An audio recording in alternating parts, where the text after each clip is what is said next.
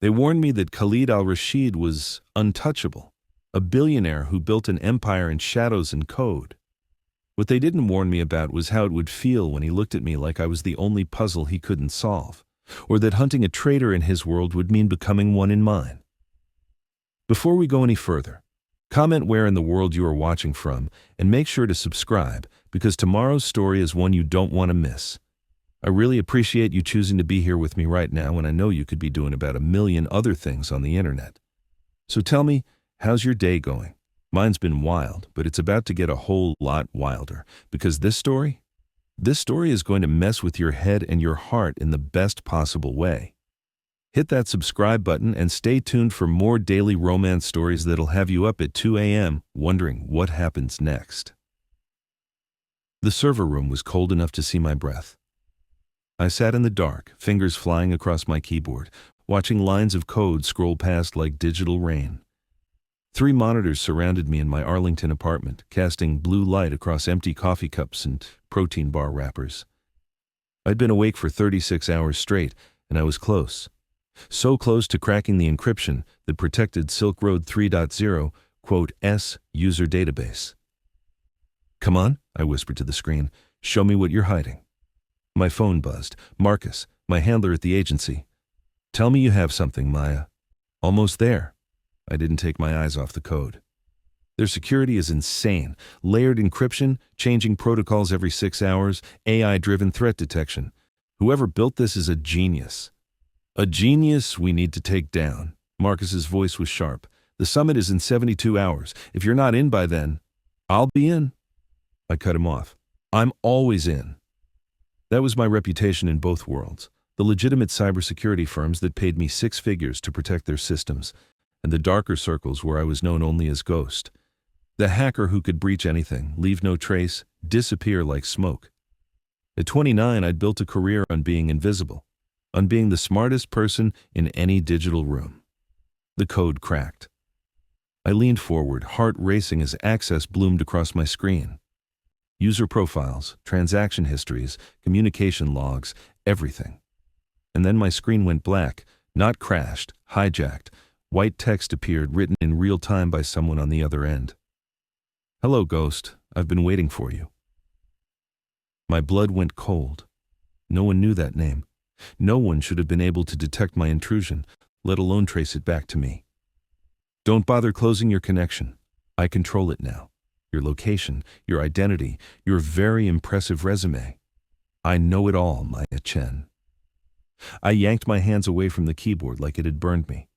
This was impossible. I'd used 7 layers of VPN, spoofed my location through 12 countries, encrypted every packet.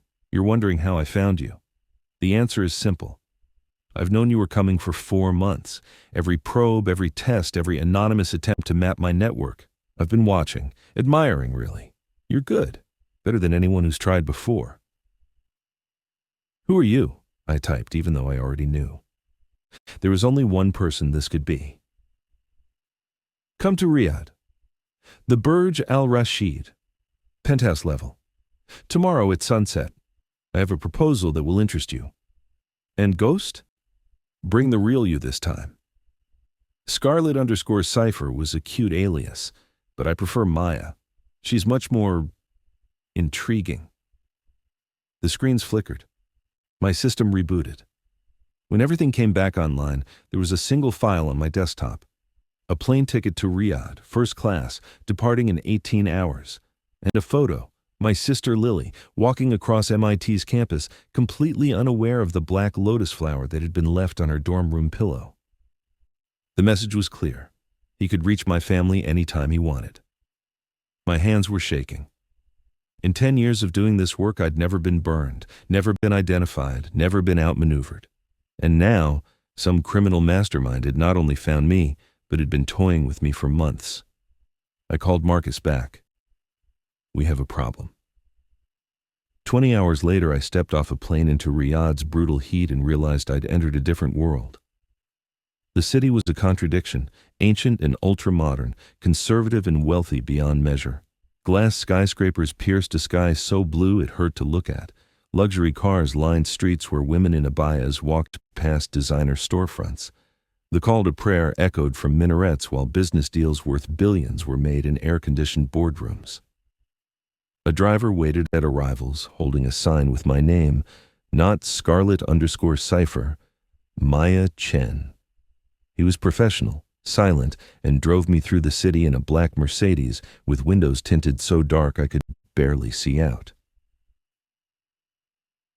The Burj Al Rashid was exactly what I expected from a billionaire with unlimited resources. 80 floors of steel and glass that dominated the skyline, a monument to wealth and power. We bypassed the main entrance, took a private elevator that required both a key card and retinal scan. When the doors opened to the penthouse level, my breath caught. Floor-to-ceiling windows overlooked the entire city.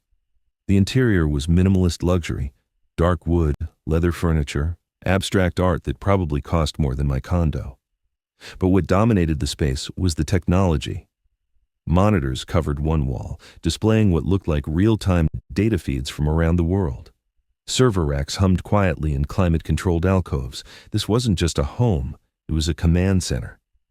Beautiful, isn't it? The voice came from behind me, accented and smooth. The view, I mean.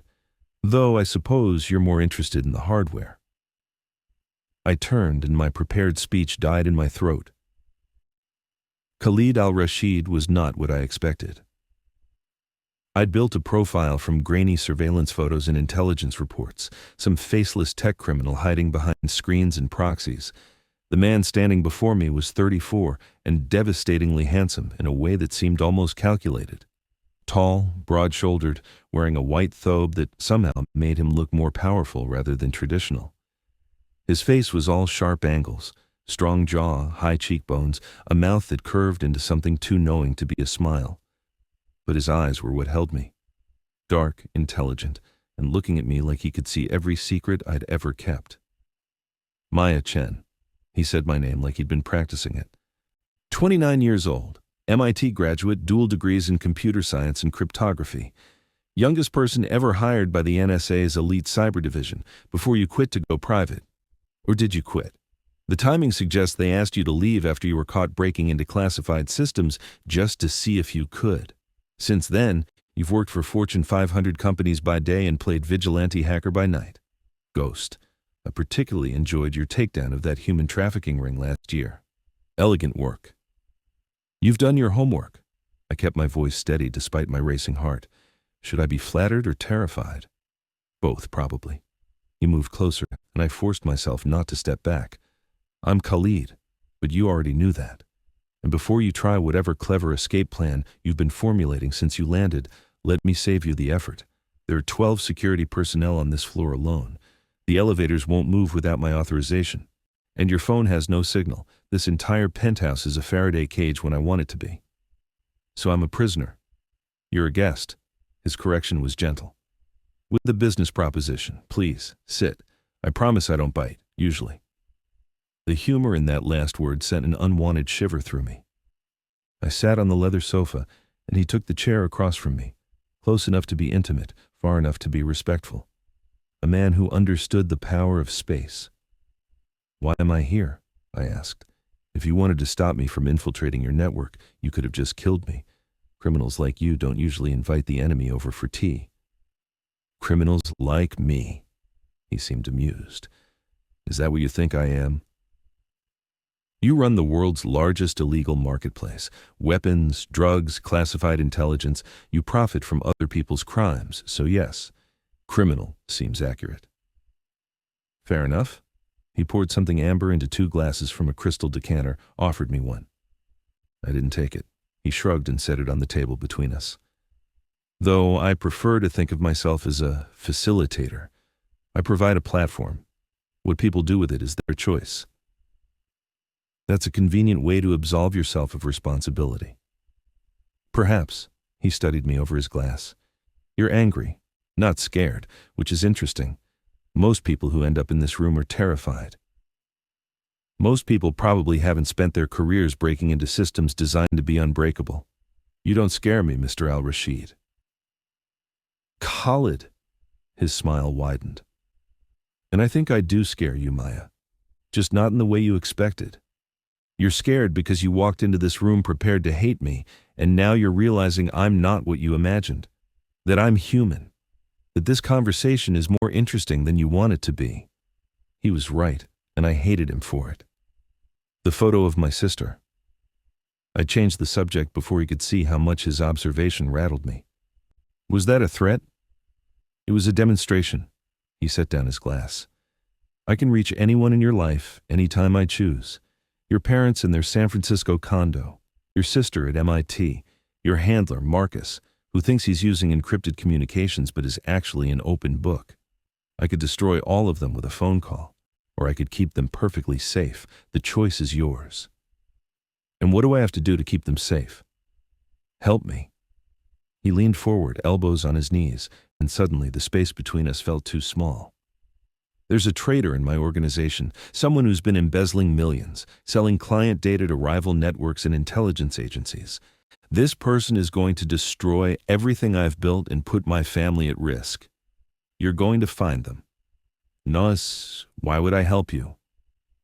"Because in exchange, I'll give you complete access to 3 years of Silk Road transaction records, names, dates, amounts. Evidence of deals involving 3 major criminal networks your government has been chasing for years, plus proof of corruption reaching senators, judges, intelligence officials. You'll be a hero, Maya. You'll take down more criminals in one day than you have in your entire career." It was tempting, dangerously tempting. And if I refuse? Then I make a few calls and everyone you love disappears, not killed. I'm not a monster, just relocated to places where you'll never find them. And you spend the rest of your life wondering if they're safe, if they're suffering, if they even remember you. His voice was matter of fact, no emotion, which somehow made it more chilling. "Or you could work with me for 45 days, find my traitor, save your family, and get everything you need to be the hero. Seems like an easy choice." "Easy," I laughed bitterly. "You're blackmailing me into helping a criminal." "I'm offering you a partnership that benefits us both." He stood, walked to the windows overlooking Riyadh's glittering skyline. "You see me as a villain, and maybe I am. But I'm a villain who keeps his word. Help me and I'll give you what you want. Betray me." He looked back and the warmth in his eyes had frozen to something harder. "Well, let's not find out what happens if you betray me." I stood too, moved to join him at the window. Up close, I could smell his cologne, oud and something spicy I couldn't name. Could see the faint scar along his jaw, the way his hands were scarred across the knuckles like he'd been in fights. This wasn't some soft-tech billionaire who'd inherited his empire. This was a man who'd built it with blood as well as code. 45 days, I said finally. And then I walk away with the data. 45 days. He extended his hand. "Do we have a deal, Ghost?" I looked at his hand, broad palm, long fingers, the kind of hand that could build empires or tear them down. Taking it would mean crossing a line I'd never crossed before, working for the enemy, becoming complicit in crimes I'd spent my life fighting against. But I thought of Lily, brilliant and innocent at MIT, of my parents who'd sacrificed everything to give me opportunities, of Marcus and the agency that trusted me. I took his hand. His grip was firm, warm, and lasted a beat too long. When he finally released me, I felt the imprint of his touch like a brand. "Welcome to the Silk Road, Maya Chen." His smile was dangerous and beautiful. "Try not to lose yourself in the shadows." Too late, I thought. I was already falling. If you believe some partnerships are more dangerous than any enemy and some deals are made with the devil himself, you need to subscribe right now because he's going to show you exactly how deep this rabbit hole goes. Hit that button and I'll see you tomorrow when Maya discovers what it really means to live in Khalid's world. You'll be staying here. Khalid led me down a hallway lined with abstract art that probably cost more than most people earned it in a lifetime. His stride was confident, unhurried, like he owned not just this building but the entire city outside, which, given his wealth and influence, he probably did. "Here is in the penthouse? With you?" I tried to keep the alarm out of my voice. "Here is in the compound." He glanced back and something flickered in his dark eyes. Amusement, maybe. "The penthouse is just my office. I actually live in a more traditional setting. Family compound in the Alderia district. My parents, my sister, various cousins, very Saudi, very proper, and very impossible to explain why I have an American woman living there. So where exactly am I staying? He stopped at a door, placed his palm on a biometric scanner. With me, in my private quarters, separate from the family compound but connected. It's the only logical solution. Logical? I crossed my arms. You mean the only solution that lets you keep an eye on me 24/7? That too. The door opened to reveal an elevator I hadn't seen before. He gestured for me to enter. But also the only solution that maintains your cover story. As far as anyone knows, you're my new digital security consultant, which, in Saudi Arabia, given that you're an unmarried foreign woman in my private spaces, translates to one thing. Understanding hit me like cold water. They'll think I'm your mistress. They'll know you're my mistress. He stepped into the elevator beside me, pressed a button for the sub-basement level. It's the only story that makes sense. The only reason I'd bring a woman into my personal life, give her access to my systems, have her living in my quarters. Don't worry, it's all very discreet. Saudi society has an unofficial, don't ask, don't tell policy about such arrangements, especially among the wealthy. The elevator descended, and with it, my stomach. So I'm supposed to pretend to be sleeping with you? Pretend is such a strong word. His voice had dropped lower, more intimate in the enclosed space. You're supposed to be my companion. What we do or don't do behind closed doors is nobody's business but ours. Except we're not doing anything behind closed doors. No? He turned to look at me, and suddenly the elevator felt very small.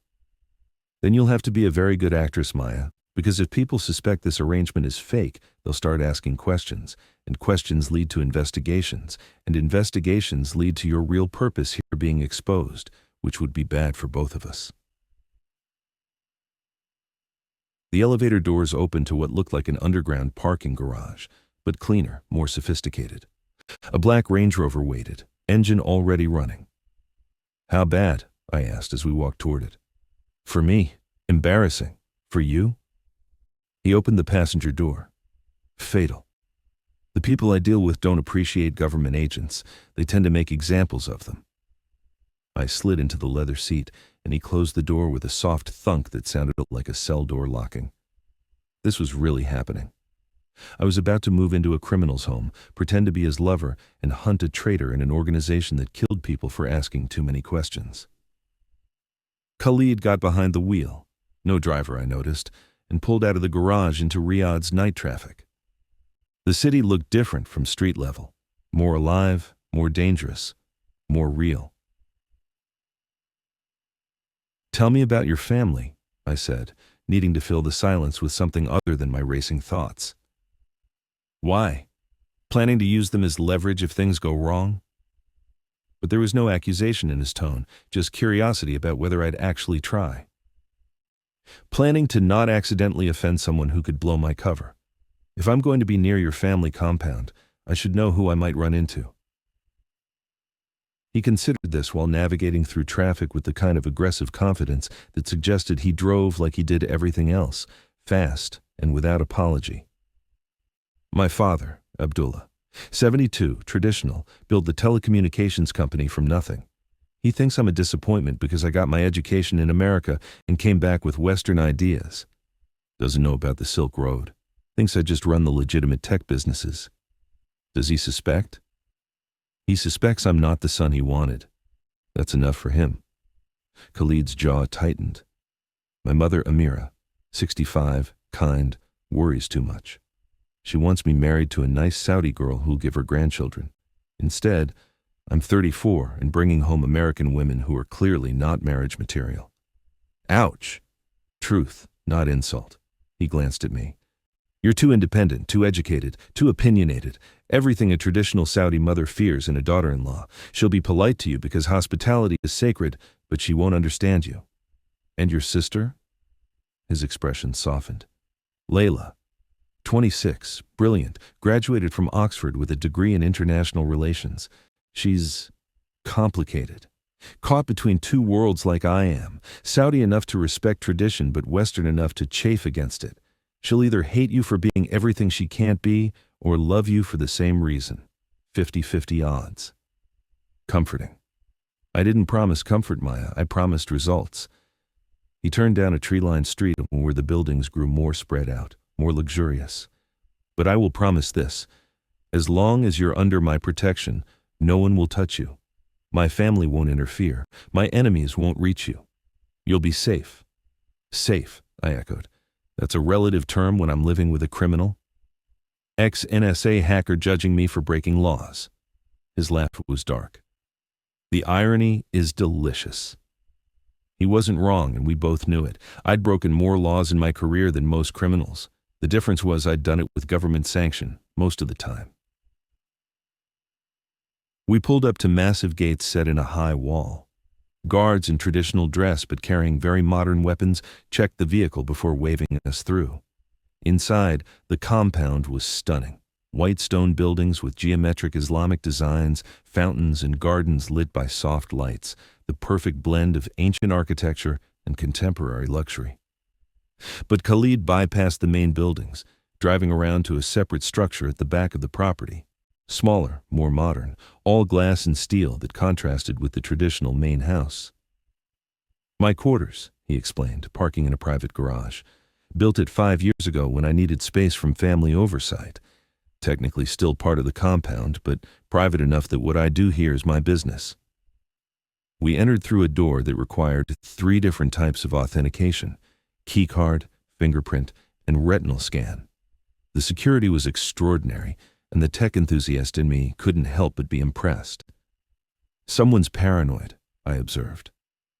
Someone survived multiple assassination attempts.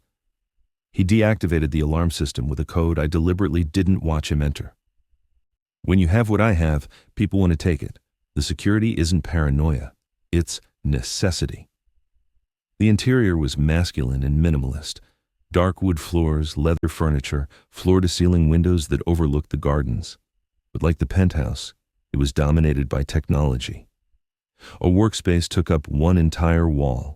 Multiple monitors, server racks, enough computing power to run a small country. Your room is upstairs, second door on the left. He moved to the kitchen, which was sleek and modern and looked barely used. There's a bathroom attached, closet already stocked with clothes in your size. Don't ask how I know. And anything you need, just tell me. Anything? Within reason, he pulled out a bottle of water, offered it to me. This time I took it. You can't leave the compound without me, can't contact your handler, all communications are monitored, can't access the Silk Road network until I grant you clearance. Other than that, you're free to move around, use the facilities, make yourself at home. A gilded cage is still a cage, Khalid. True. He leaned against the counter, arms crossed, studying me with that unnerving intensity. But the view is better than a prison cell, which is where you'd be if any other criminal organization had caught you infiltrating their network. I'm being remarkably reasonable about this whole situation, don't you think? I hated that he was right. So what happens now? Do I start investigating tonight? Now you rest. You've been awake for... He checked his watch, which I noticed was a Patek Philippe that cost more than my car. 43 hours by my count. You're exhausted, running on caffeine and adrenaline, and you'll be useless until you sleep. Tomorrow, I'll introduce you to my inner circle and give you access to the systems. But tonight, you take care of yourself. Concerned about my well-being? How thoughtful.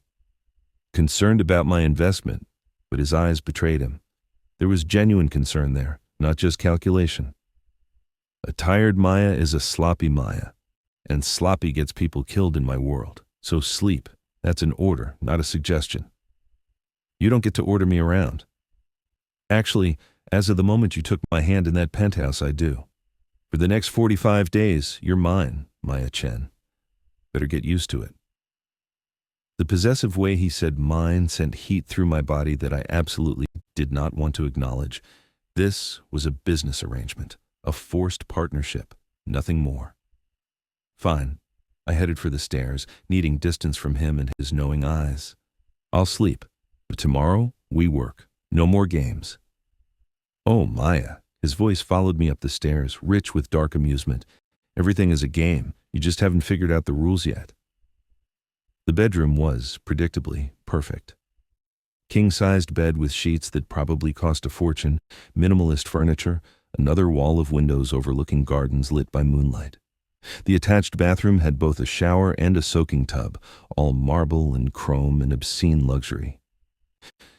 The closet was stocked exactly as he'd promised, clothes in my size, ranging from conservative dresses appropriate for Saudi society to more casual pieces for private spaces. Someone had done their homework on my measurements, and I tried not to think too hard about how invasive that was. I found a t-shirt and sleep shorts, showered away 43 hours of travel and tension, and collapsed into the bed. The sheets were silk, cool against my skin. Through the windows, I could see the main compound, lights still on in some windows where Khalid's family lived their lives, completely unaware that their son and brother was one of the world's most wanted cyber criminals. My phone buzzed. Somehow it had signal again now that we were in the compound. A text from an unknown number. Sleep well, Ghost. Tomorrow, the real work begins. K. I stared at that single-letter signature. K. Khalid. The man who'd blackmailed me, threatened my family, and somehow made it all sound reasonable. Who looked at me like I was a puzzle he wanted to solve and a woman he wanted to possess in equal measure. I should have been planning my escape. Should have been figuring out how to alert Marcus, how to complete my mission and get out before I got in too deep. Instead, I was thinking about the way Khalid had said mine, the way his hand had felt in the elevator when he'd stood close enough for me to feel his body heat, the way his eyes had tracked me with an intensity that made my skin burn. This was bad. This was dangerous. Not the situation. I could handle dangerous situations. This was dangerous because some reckless part of me was intrigued by him, attracted to him, curious about what it would be like if the pretense of being his mistress became real. I rolled over, punched the pillow, and firmly told myself to stop being an idiot. Khalid al-Rashid was the enemy, a criminal, the target, nothing more. But as I drifted off to sleep in his house, wearing his clothes, under his protection, I knew I was lying to myself. And the worst part? I think he knew it too. I woke to the sound of prayer. The call to Fajr echoed from nearby mosques, haunting and beautiful in the pre-dawn darkness. For a moment I forgot where I was, then memory crashed back. Riyadh, Khalid's compound, 45 days to find a traitor. My phone said it was 5:23 a.m. I'd slept for 6 hours, more than I usually got. Something about the silence of this place, the absence of city noise, had knocked me out cold. I showered again, dressed in jeans and a loose blouse that covered enough to be respectful, and headed downstairs. Khalid was already awake, standing by those massive windows with a cup of coffee, dressed casually in dark pants and a white shirt with sleeves rolled up. He looked unfairly attractive in the morning light, and I resented him for it. Coffee. He gestured to a French press on the counter without turning around. Fair warning, it's Arabic coffee, strong enough to wake the dead. Perfect. I poured myself a cup, and he was right. It was thick, cardamom-spiced, and powerful. You're up early. Fajr prayer. He turned, and I noticed the prayer rug rolled up near the window. I'm not always observant, but some habits stick. My mother would disown me if I skipped morning prayer when I'm in the compound. Does she know what you do? Really do? No. He moved to the kitchen, started pulling out ingredients for breakfast with surprising domesticity. My parents think I run legitimate businesses, tech companies, investments, real estate. The Silk Road is completely compartmentalized from my public life. Only my inner circle knows, and they're compensated well enough to keep silent. Until one of them decided to betray you. Until that, he cracked eggs into a pan with practiced efficiency. Which is where you come in. Hungry? I was, despite myself. You cook? I lived in Boston for 6 years getting my degrees. Had to learn or starve. He glanced at me. You seem surprised. I guess I expected billionaire criminals to have people who cook for them. I have people who cook for me. But right now it's 5:30 in the morning and I'm trying to have a conversation with the woman who's going to spend 45 days in my home. Seemed easier to make breakfast myself than summon the staff and explain why I'm feeding my new mistress at dawn. He plated scrambled eggs, added flatbread and cheese, set it in front of me. Eat, then we'll talk business. We ate in silence. His food was good, which annoyed me, and I tried not to notice how comfortable this felt. Domestic, almost, like we were a couple sharing breakfast instead of criminal and captive. So, Khalid said finally, pushing his plate aside. The traitor. What I know. They've been stealing for at least 8 months. Small amounts at first, 50,000 here, 100,000 there. Easy to miss in the volume of transactions we process. But it's escalated. Last month, they moved 2 million in a single transfer. And the data sales? 3 confirmed leaks to intelligence agencies, client information, transaction details. Nothing catastrophic yet, but enough to make people nervous. My clients pay for anonymity. If they think their data isn't safe, they'll move to competitors.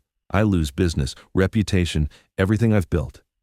I pulled out my phone, opened a notes app. Who has access to move that kind of money?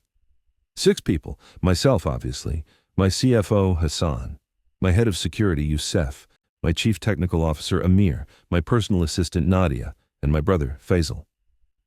I looked up at that. Your brother? Something dark flickered across Khalid's face. Half-brother, technically. My father's son from his second marriage. Faisal is 28, ambitious, brilliant with numbers. He handles a lot of the financial operations. And you suspect him? I don't want to suspect him. Khalid stood, started pacing. But he has access, opportunity, and motive. He's always resented that I inherited control of the family business when our father retired. Thinks he's smarter, more deserving. Maybe he's trying to prove it by stealing from me. Or maybe it's one of the others and you're being paranoid about your brother. That's why you're here. He stopped pacing, looked at me with those intense dark eyes. I'm too close to see clearly, too emotional. You're objective. You'll find the truth, whatever it is. And if the truth is your brother, his jaw clenched, then we deal with it. Family doesn't excuse betrayal. The coldness in his voice sent a chill through me. This was the criminal, not the man who'd made me breakfast, the one who'd built an empire on ruthlessness. I'll need full access to your financial systems, I said. All business now. Transaction logs, employee records, communication channels, everything. You'll have it. He pulled out his phone, typed something. I'm sending you credentials now. Fair warning, my security AI will be monitoring everything you do. It's not that I don't trust you.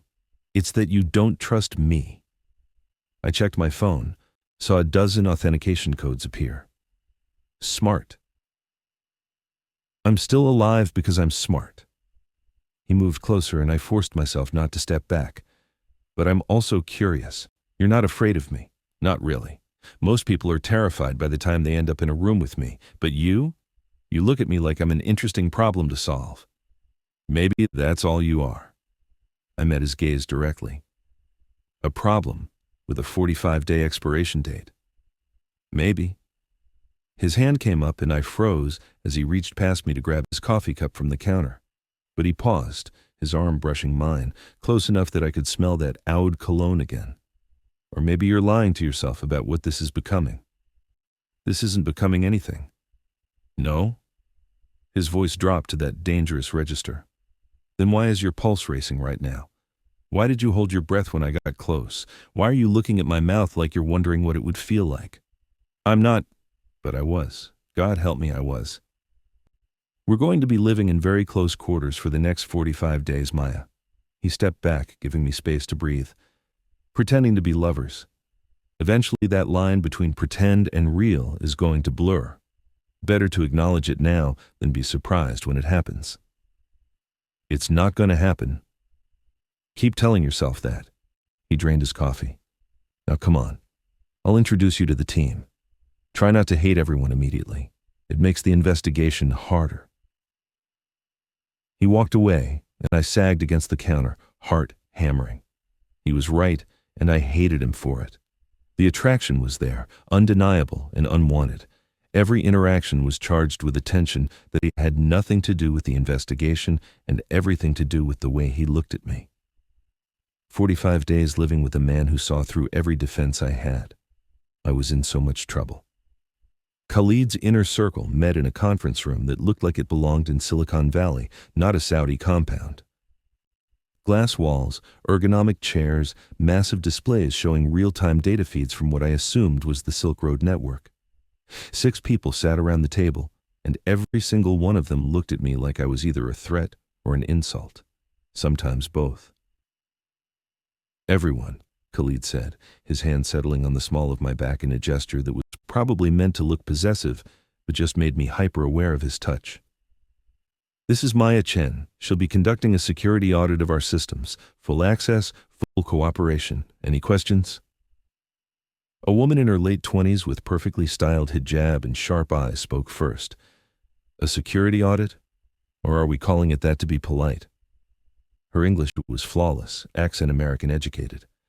Because we all know what it means when Khalid brings a woman into the inner sanctum. "Nadia," Khalid's voice held a warning. "Maya is here to work." "Of course she is." Nadia's smile didn't reach her eyes. "Just like the last consultant was here to work, right before she disappeared back to whatever agency sent her." The room went very quiet. Khalid's hand tightened slightly on my back. "Maya isn't like the others. She's Ghost." The reaction was immediate. The older man at the head of the table, silver-haired, distinguished, probably in his 60s, sat forward with interest. The younger guy with glasses and 3 monitors in front of him actually gasped. Even Nadia's hostility shifted to something like respect. "Ghost is a legend," the young guy said. "You took down the Prometheus ring single-handedly, exposed an entire network of—" He stopped, glancing at Khalid. "Wait, if you're Ghost, why would you work for us? You're supposed to be one of the good guys." "Maybe I got bored of being good," I said, channeling the kind of casual arrogance that would sell this cover. "Or maybe Khalid made me an offer I couldn't refuse. Does it matter?" "It matters if you're a plant." This from a man built like a boxer, with scars on his knuckles and eyes that had seen violence. Head of security, I guessed. Youssef. "We've lost 3 operations in the last 6 months. Client data leaked, money missing, someone's betraying us, and suddenly Khalid brings in a legendary hacker who's worked with every intelligence agency in the West? Forgive me if I'm suspicious." "Your suspicion is noted," Khalid said coolly.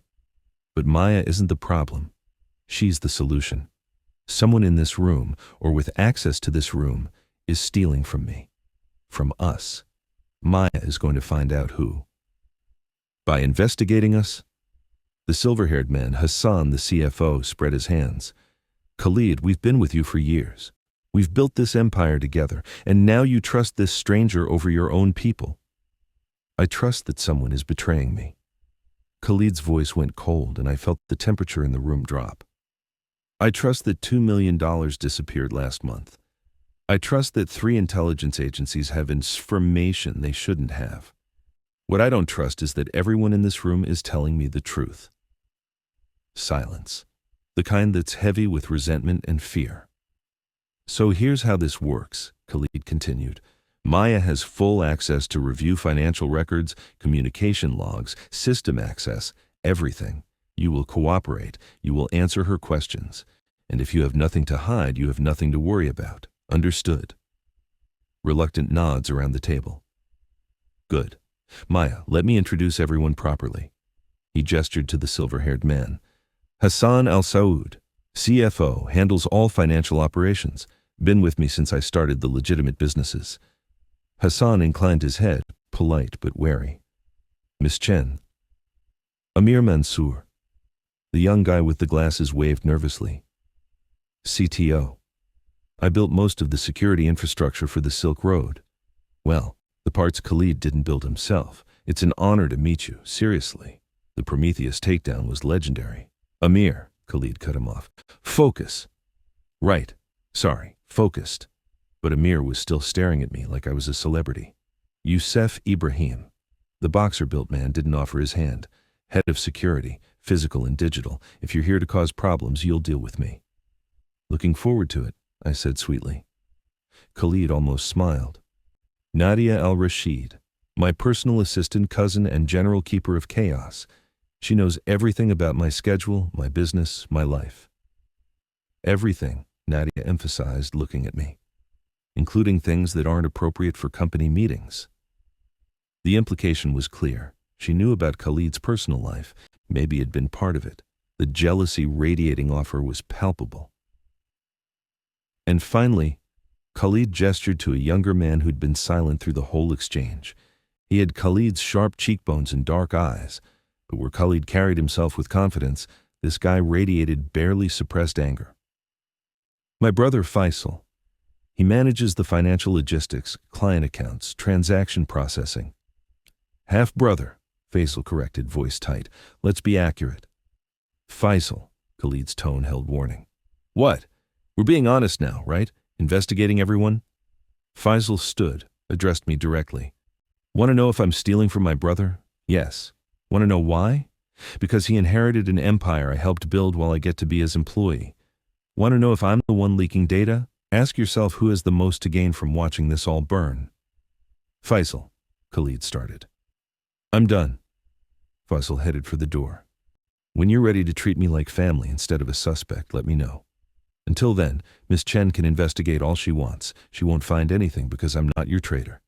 But I am tired of being treated like one. He left, and the remaining tension in the room was thick enough to choke on. Well, Hassan said eventually. That went well. After the meeting from hell, Khalid took me to his private server room. It was housed in a separate building, climate-controlled, biometrically secured, and filled with enough computing power to run a small country. Rows of servers hummed quietly, their lights blinking like digital heartbeats. This is where the magic happens, Khalid said, booting up one of the workstations. The Silk Road runs on distributed architecture across 17 countries, but this is the main hub. From here, I can see everything, every transaction, every user, every communication. I moved closer, watching as he logged in with credentials that probably took most hackers years to crack. The interface was beautiful. Elegant code hiding brutal functionality, weapon sales next to vintage wine auctions, classified documents beside high-end art, everything humanity wanted but couldn't get legally, all in one digital marketplace. It's impressive, I admitted. The architecture alone is genius. Multiple redundancies, AI-driven security, blockchain encryption. You really built something extraordinary. Is that admiration I hear? He glanced at me, amused. Careful, Maya. Your moral superiority is slipping. I can appreciate good work without condoning what it's used for. I pulled up a chair, started navigating through the system. Like admiring a beautiful weapon doesn't mean I support murder. Fair enough. He leaned against the desk, watching me work. What did you think of the team? You want my honest assessment or the polite one? Always honest. I get enough lies from everyone else. I considered this while pulling up transaction logs. Hassan is old guard, loyal but maybe too comfortable. If money's going missing, he should have caught it unless he's incompetent or complicit. Amir is a fanboy who probably worships you a little too much. Those kinds of devotees can be dangerous when they feel betrayed. Youssef doesn't trust me, which is smart, but he's also got the personality of an angry pit bull. Hard to read past the aggression. And Nadia? Nadia wants to be more than your assistant. I kept my eyes on the screen. She's in love with you, or was, or thinks she should be. That kind of emotional investment makes people do stupid things. She's family. It's complicated. Family doesn't exclude attraction or betrayal. I pulled up Fazl's access logs. Speaking of which, your brother is a powder keg. That outburst wasn't just anger, it was hurt, real, deep hurt. Either he's an excellent actor or he genuinely feels screwed over. He is screwed over. Khalid's voice was tight. My father gave me everything and gave Faisal nothing but a job working for me. It's not fair, but it's also not my fault. I didn't choose to be the favored son. But you benefit from it. Every day. He pushed off the desk, started pacing. You think I don't know that? You think I don't see the resentment every time Faisal looks at me? But what am I supposed to do? Give him control of an empire he didn't build out of guilt? I'm not saying you should. I'm saying that hurt makes people unpredictable, dangerous. Which is why I need to know if it's him. Khalid stopped pacing, looked at me with something raw in his expression. I need to know if my own brother is destroying me, because if it's Faisal, I'll have to... He didn't finish. Have to what? Kill him? In my world, betrayal has consequences, family or not. The coldness in his voice should have scared me. Instead, I saw the pain underneath it, the impossible choice between loyalty and survival. Let me work, I said quietly. I'll find your traitor, whoever it is.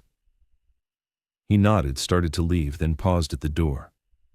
Maya, thank you for being honest about them, about all of it. Don't thank me yet.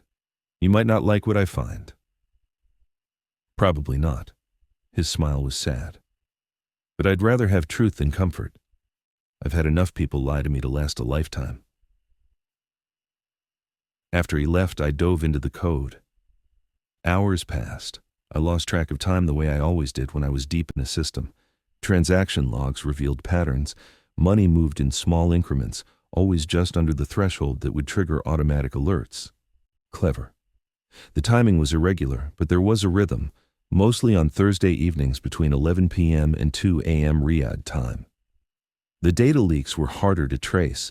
Client information had been accessed and copied, but the access logs had been partially scrubbed. Not well enough to hide from me, but well enough to suggest someone with serious technical skills. That narrowed it to Amir, Khalid, or someone they'd hired. My phone buzzed, a text from an unknown number. You're looking in the wrong place. A friend. I stared at the message, then another came. The money isn't the point. Follow the data sales. They lead somewhere bigger, somewhere Khalid doesn't want you to look. Before I could respond, the messages deleted themselves. I sat back, heart racing. Someone was watching my investigation. Someone wanted me to find something specific. But who? And why would they help me? Unless it wasn't help. Unless it was misdirection. I was still processing this when Khalid returned with food, lunch apparently, though I'd lost track of time completely. You've been in here for 6 hours, he said, setting down a plate of shawarma and fresh juice. You need to eat. I need to work. You need to not burn out on day one. He pulled up a chair beside me. What have you found? I hesitated. Should I tell him about the mysterious messages, about the suggestion that he was hiding something? Transaction patterns, I said, choosing partial truth. Money moving on Thursday nights, always small amounts. Someone who knows your system well enough to stay under the radar. Which could be any of them. Or someone we haven't considered. Do you have other employees, contractors, anyone else with system access? A few developers, but they only have limited access. Nothing that would allow them to move money or steal client data. He leaned closer to look at my screen, and I was suddenly very aware of his proximity, the warmth of his body, the smell of his cologne mixed with coffee, and something uniquely him. Focus, Maya. What about your family? I asked. Your father, your sister, do they have any access to your systems? Absolutely not. They don't even know the Silk Road exists. He glanced at me. Why? Just being thorough. Sometimes the traitor is someone everyone overlooks because they seem impossible. My family is impossible, trust me. But something flickered in his eyes. Doubt? Fear? My phone buzzed again. Another text. Ask him about the architect. Ask him why he's really looking for the traitor. I closed my phone before Khalid could see. Everything okay? He asked. Fine, just Marcus checking in. The lie came easily. I need to respond or he'll think something's wrong. Tell him you're making progress, that you're safe, that you're being treated well. Khalid stood. And Maya? Whatever he tells you to do, whatever orders he gives, remember that your family's safety depends on you keeping me happy, not him. It wasn't a threat exactly, just a reminder of the power dynamic, of who held all the cards. I remember, I said. After he left, I stared at the messages. The architect. Khalid had mentioned that name once, dismissively, as just another buyer. But someone thought it was important enough to risk contacting me. I started searching the Silk Road database for any transactions involving that name. What I found made my blood run cold. The architect wasn't just a buyer. They were Khalid's biggest client, responsible for 30% of all revenue in the last year. And the purchases were disturbing. Classified military intelligence, weapon specifications, government personnel records. The kind of data that could facilitate terrorism, coups, or worse. And every transaction with the architect had been personally approved by Khalid. I sat back, mind racing. Was Khalid not the victim here, but the architect, lowercase, of something larger? Was the traitor just a convenient cover story to keep me distracted while he used me for some other purpose? Or was I being manipulated by whoever sent those messages? The door opened. Khalid returned, and I quickly closed the screen I'd been viewing. "Dinner with the family tonight," he said. "You need to attend, part of maintaining your cover." "Tonight? I just got here yesterday." "Which is exactly why we need to make an appearance. My mother is already asking questions. If I don't bring you around, she'll assume you're not important. And if you're not important, people will wonder why you're really here." He studied my expression. "You look worried. Find something?" "Just overwhelmed by how much data there is." Another lie. I was getting good at them. "I'll need more time." "You have 43 days left." He moved closer, and I instinctively stood, putting the chair between us. He noticed. "You're afraid of me now. What changed?" "Nothing changed." "Don't lie to me, Maya." His voice was soft, but there was steel underneath. "I can read people. It's how I've stayed alive. And right now, you're scared. What did you find?" "I'm not..." He was around the chair before I could react, hand catching my wrist. Not painful, just firm enough to stop me from fleeing. "Tell me. Now." I could feel my pulse hammering where his fingers pressed against my skin, could see the intensity in his dark eyes, the demand for truth. This was the moment. Lie and maintain the cover, or confront him and maybe blow everything. "The architect," I said. "Who are they?" His expression went completely blank. "Where did you hear that name?" "I found it in your transaction records. They're your biggest client, and they're buying things that could kill thousands of people." "So I'll ask again. Who are they?" "That's classified." "Classified?" I laughed, and it came out slightly hysterical. "You're running an illegal marketplace and you're worried about classified information? Khalid, if you're working with terrorists..." "I'm not working with terrorists." He released my wrist but didn't step back. "The architect is complicated. Yes, they buy sensitive information. Yes, it's dangerous. But you don't understand the bigger picture." "Then explain it to me." "I can't. Can't or won't. Both." He ran a hand through his hair, frustration clear. "Maya, there are things about my operation that I can't tell you, things that would put you in more danger than you're already in. The architect is one of them.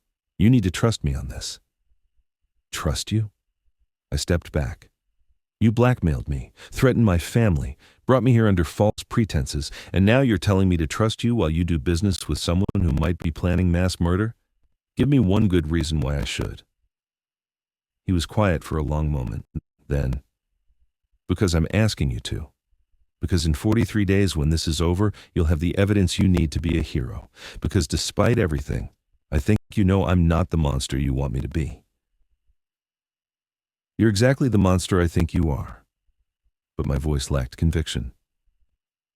"Am I?" He moved closer, and I was trapped between him and the desk. "Is that why your pulse races every time I get close? Why you can't stop looking at me even when you're angry? Why last night in that bed I gave you, you thought about what it would be like if this was real?" "I didn't..." "Don't lie to yourself, Maya. Lie to me if you have to. Lie to your handler. But don't lie to yourself about what's happening between us." His hand came up, and I thought he was going to touch my face. Instead, he reached past me to shut down my workstation. "Dinner is at 8. Wear something modest. My mother is traditional. And Maya?" He finally met my eyes. "Stay away from the architect. That investigation will get you killed. Focus on finding the traitor. That's why you're here." He left before I could argue. I stood there, shaking, from anger, from fear, from the unwanted heat his proximity had ignited. He was right about one thing. I had thought about him last night, about what it would be like if this arrangement was real. If he was just a brilliant, complicated man instead of a criminal I was supposed to destroy. But that was the problem with going undercover. The longer you stayed, the harder it was to remember which side you were on. And right now, I wasn't sure anymore. I stood in front of the closet staring at clothes that cost more than my monthly rent and tried to remember who I was supposed to be. Maya, but other than that, it'll be fine. You have a terrible sense of what fine means. He laughed, and the sound did dangerous things to my insides. Come on, let's go be uncomfortable together. The main house was stunning. Traditional Arabian architecture mixed with modern luxury. Intricate geometric patterns covered the walls, mashrabia screens filtered the evening light, and the courtyard had a fountain that probably cost more than a car. Everything whispered old money and older power. Khalid's mother, Amira, waited in the formal sitting room. She was elegant in her 60s, wearing a conservative abaya, but with her hair uncovered in the privacy of family space. Her eyes, the same dark intensity as Khalid's, assessed me in one sweeping glance that missed nothing. Mama, Khalid said in Arabic, then switched to English. This is Maya Chen. Maya, my mother, Amira al-Rashid. Mrs. al-Rashid. I offered my hand, unsure if she'd take it. Thank you for having me in your home. She took my hand briefly, her grip cool and firm. Miss Chen, my son tells me you're working with him, something about computer security. Her English was perfect, accent British educated. How interesting that he needs an American consultant when we have perfectly capable people here. Mama, Khalid warned. What? I'm simply curious. But her smile was sharp. Please, sit. Dinner will be ready soon. My husband will join us, and Layla, and Faisal, if he's finished sulking. We sat on low couches arranged around a brass coffee table. A servant brought Arabic coffee and dates, and I took both, grateful for something to do with my hands. So Maya, Amira stirred her coffee with deliberate slowness. Tell me about your family, your parents. What do they do? The interrogation had begun. My father was an engineer, my mother a teacher. They emigrated from China before I was born, settled in San Francisco. They're retired now. I kept my voice steady, aware that every word was being weighed. I have a younger sister, Lily. She's studying at MIT. MIT, impressive. Amira's expression didn't change. And they approve of your work, traveling to Saudi Arabia, working closely with my son? They trust me to make my own decisions. How modern, she glanced at Khalid. American parents, so different from our ways. Mama, please. Khalid's jaw was tight. Maya is a guest. And I'm treating her as a guest with conversation. Amira turned back to me. You must forgive an old woman's curiosity. It's not every day my son brings home a woman, especially one who's living in his private quarters. You can understand why a mother might have questions. Oh, I understood perfectly. She was asking without asking if I was sleeping with her son, what my intentions were, and whether I posed a threat to whatever marriage plans she'd made for him. I'm here to work, I said carefully. Khalid has a security issue that needs expert attention. When it's resolved, I'll return to the States. Temporary then. Something like relief flickered in her eyes. Good. Khalid needs to focus on his future, on family, on finding a suitable wife who understands our culture, our traditions, not, she stopped herself, not American women who are just passing through, I finished for her. I didn't say that. You didn't have to. Khalid looked like he wanted to sink into the floor. Maya, it's fine. I kept my voice pleasant despite the sting. Your mother is protecting you. I respect that. If I had a son, I'd probably do the same. Amira studied me with new interest. You're not what I expected. I rarely am. Before she could respond, the door opened and Khalid's father entered. Abdullah al-Rashid was every inch the patriarch, tall, distinguished, with silver hair and the kind of presence that commanded rooms. He looked at me once, nodded to acknowledge my existence, and sat down without speaking. Father, Khalid said. This is Maya Chen. I know who she is. Abdullah's voice was gravelly, dismissive. Your mother told me. A consultant. He said it like he didn't believe a word. And where is Faisal? I'm here. Faisal appeared in the doorway, and the tension in the room immediately doubled. He'd changed into traditional dress too, but where Khalid wore it with natural confidence, Faisal looked constrained, angry. Wouldn't want to miss the family dinner where we pretend everything is fine. Faisal, Abdullah's voice held warning. Sit, be civil. Civil. Faisal sat across from me, his resemblance to Khalid obvious but distorted by bitterness.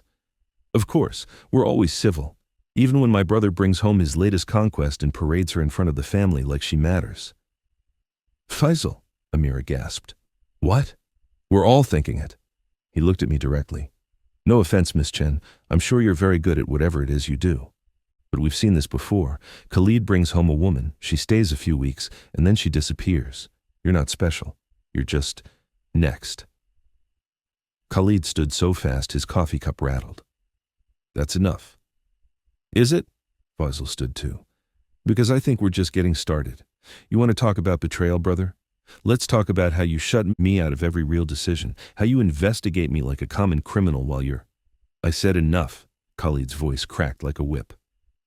The brothers stared at each other across the coffee table, and I could see years of resentment and hurt and competition burning between them. This wasn't just about money or business. This was family trauma playing out in real time. Boys, Abdullah's voice was quiet but absolute. Sit, both of you. They sat, slowly, like wild animals being forced into submission. Amira stood, smoothing her abaya. I'll check on dinner. Layla should be here soon. Perhaps we can all remember our manners before then. She swept out, and the silence she left behind was suffocating. Abdullah sipped his coffee, ignoring the entire scene like it hadn't happened. Khalid stared at nothing, jaw clenched. Faisal looked at me with something like apology in his eyes. I'm sorry, he said quietly. That was inappropriate. You didn't deserve that. It's fine. It's not fine. He glanced at Khalid. But it's honest. And maybe honesty is what this family needs more of. Before anyone could respond, a woman's voice called from the hallway. Did I miss the drama? Please tell me I missed the drama. Layla al-Rashid breezed into the room like a force of nature. 26, beautiful, wearing an abaya with designer heels and a silk scarf that somehow looked both modest and rebellious. She took one look at the tense faces and laughed. Oh, good, I missed nothing. It's just a regular al-Rashid family dinner where everyone hates each other politely. She spotted me and her eyes lit up. And you must be the famous Maya Chen, the woman who has my brother so twisted up he's actually investigating his own family. This is going to be fun. Layla, Khalid said tiredly. Please don't. Don't what? Be myself? Too late. She sat next to me, close enough that I could smell her expensive perfume. So Maya, tell me everything. Are you really just a consultant, or are you actually sleeping with my brother? Because if you are, I need details. He's been insufferably closed off about his love life since Oxford. Layla. This from both Khalid and Amira, who'd returned to announce dinner. What? I'm just asking what everyone's thinking. Layla grinned at me, and despite everything, I found myself smiling back. But fine. I'll behave. For now. Dinner was served in a formal dining room with a table that could seat 20. Tonight it was just the 6 of us, which somehow made the space feel larger and more hostile. The food was incredible. Lamb kapsa, chicken makbuz, fresh salads, warm bread. I forced myself to eat despite my churning stomach, aware that refusing food would be an insult. So, Maya, Layla said between bites, what do you think of Riyadh? Very different from San Francisco, I imagine. Very, I agreed, grateful for a safe topic. But beautiful. The architecture, the culture. It's fascinating. Fascinating. Abdullah spoke for the first time since we sat down. That's what Americans always say when they don't understand something. Fascinating. As if we're animals in a zoo to be observed. Father, Khalid started. I didn't mean it that way, I said quickly. I meant fascinating as in complex, layered, a culture with thousands of years of history that's also embracing the future. That tension between tradition and progress, it's compelling. Abdullah studied me. You're more thoughtful than you appear. I'll take that as a compliment. It wasn't meant as one, but there was the ghost of a smile. Though perhaps it's becoming one. You don't cower. I respect that. Thank you, I think. Layla laughed. Oh, I like her. Khalid, you should keep this one longer than the others.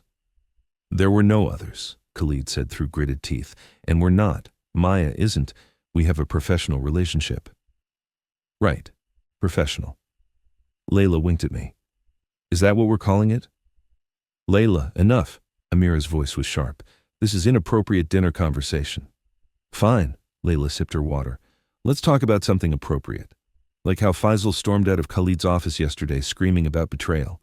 Or how there's suddenly a security audit of the family business. Or how $2 million went missing and everyone's pretending it's fine. Those are appropriate topics, right? The table went silent. You know about the missing money?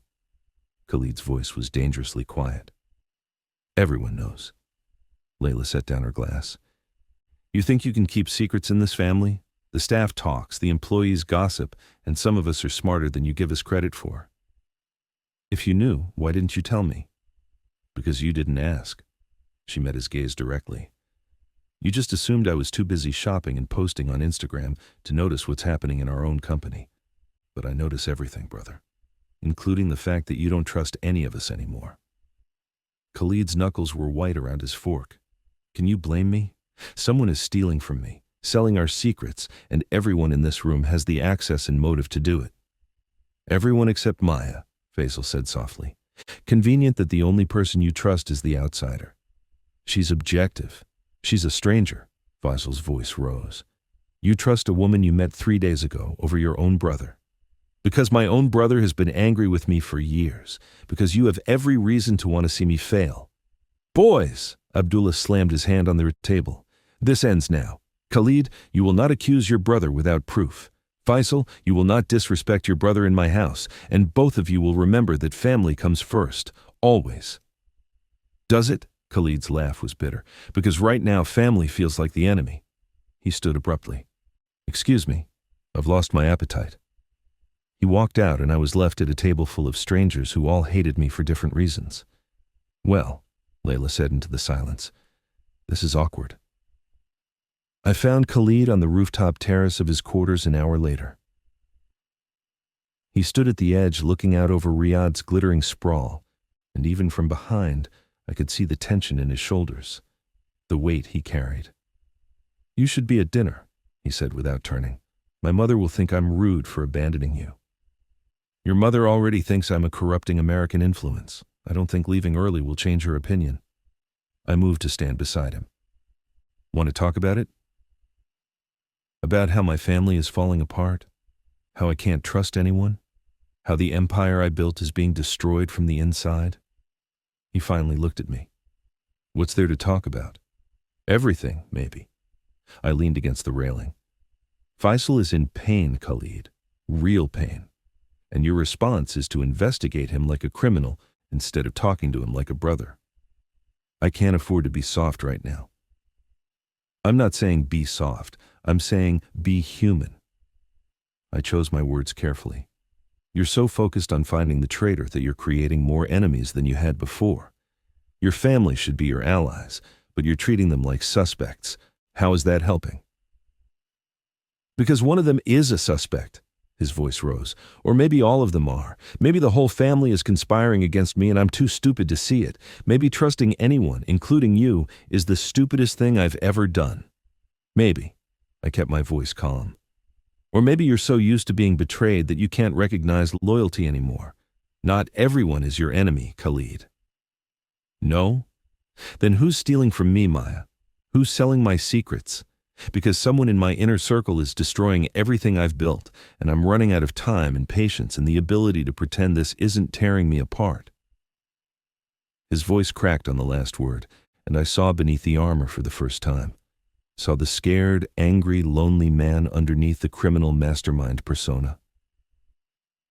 "I'll find them," I said quietly. "Whoever it is, I'll find them. That's why I'm here." "Are you?" He turned to face me fully. "Are you really here to help me? Or are you here to gather evidence to destroy me? Because I keep forgetting which side you're on, Ghost." "So do I admitted.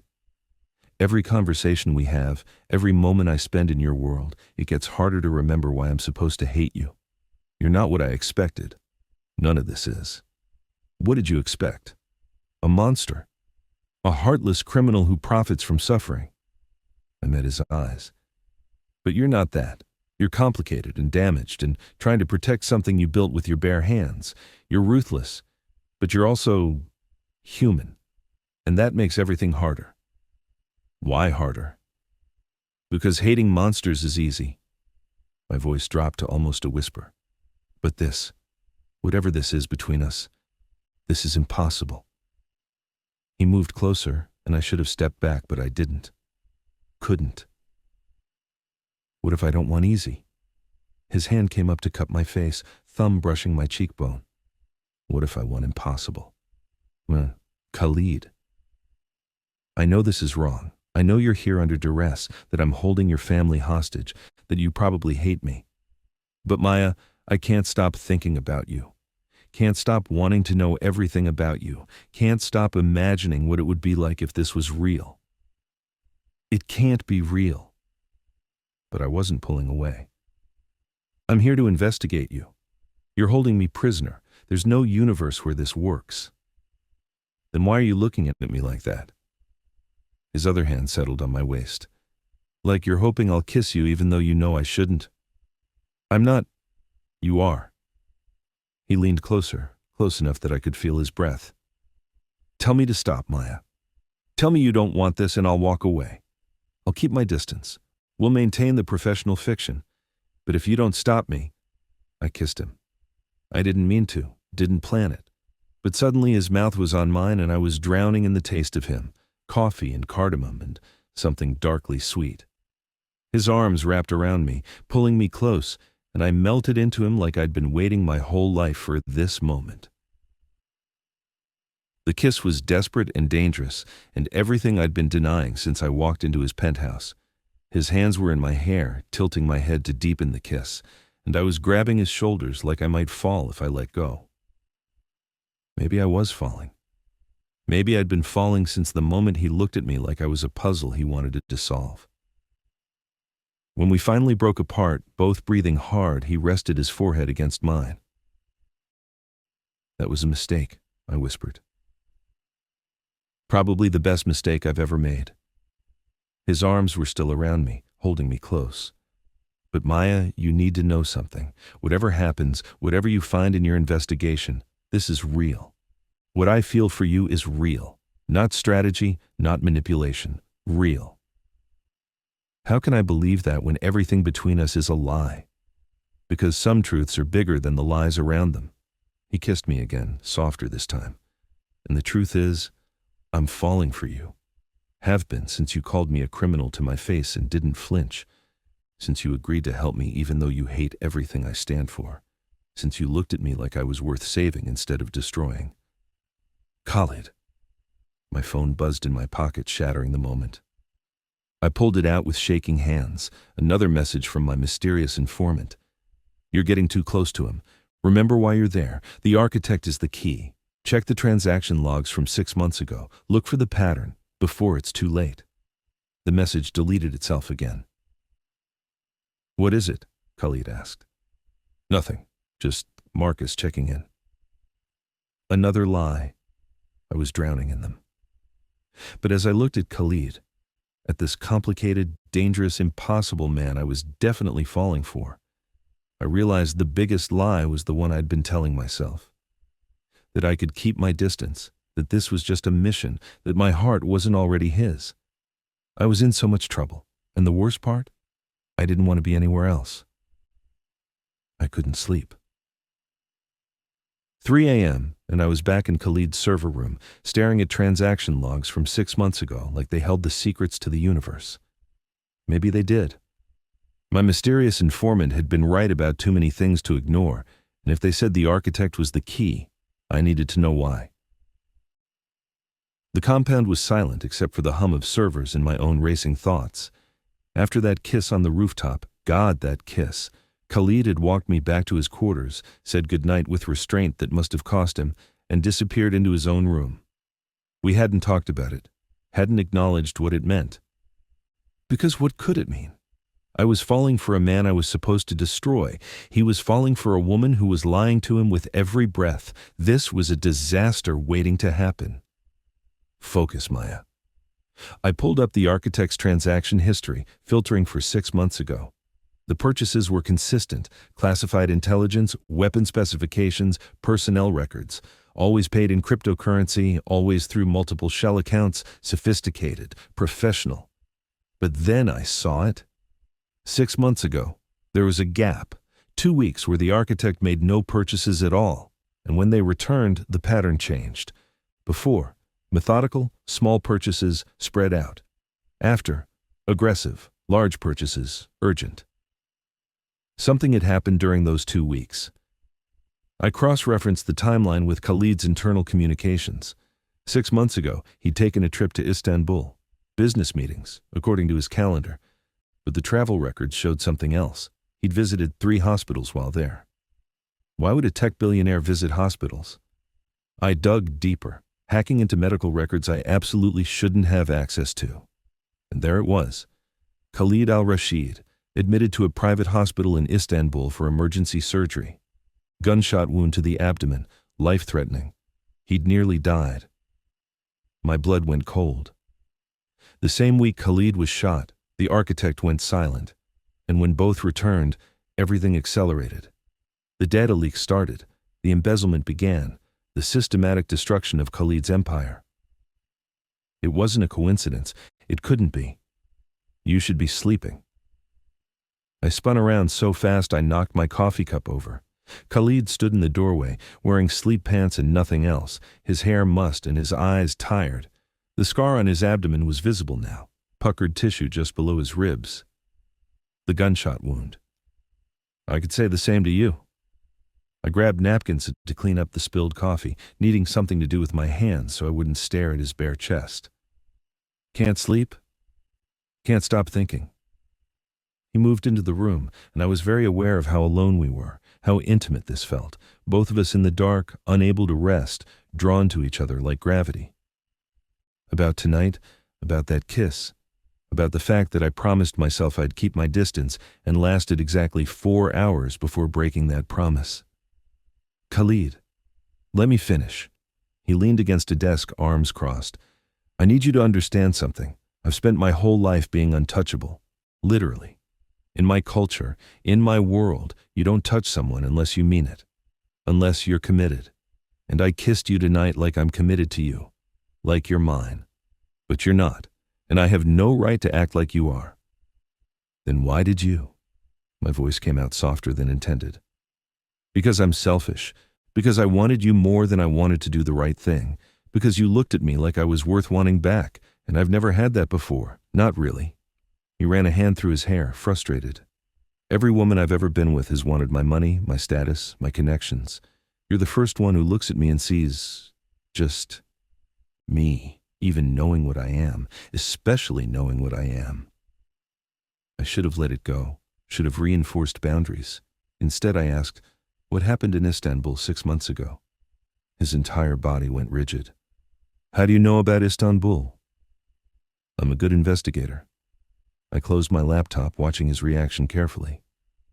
You were shot, nearly died, and the architect went silent the same week. When you both came back, everything changed. So I'll ask again, what happened in Istanbul? For a long moment he just stared at me. Then he laughed, a harsh, bitter sound. You really are as good as they say. Ghost, should have known you'd find that. Who shot you? Does it matter? It matters if it's connected to the traitor. If the architect is... The architect is none of your concern. His voice went cold, the warmth from moments ago completely gone. I told you to stay away from that investigation. I meant it. Why? What are you hiding? I'm hiding you. He pushed off the desk, started pacing like a caged animal. I'm keeping you away from information that will get you killed.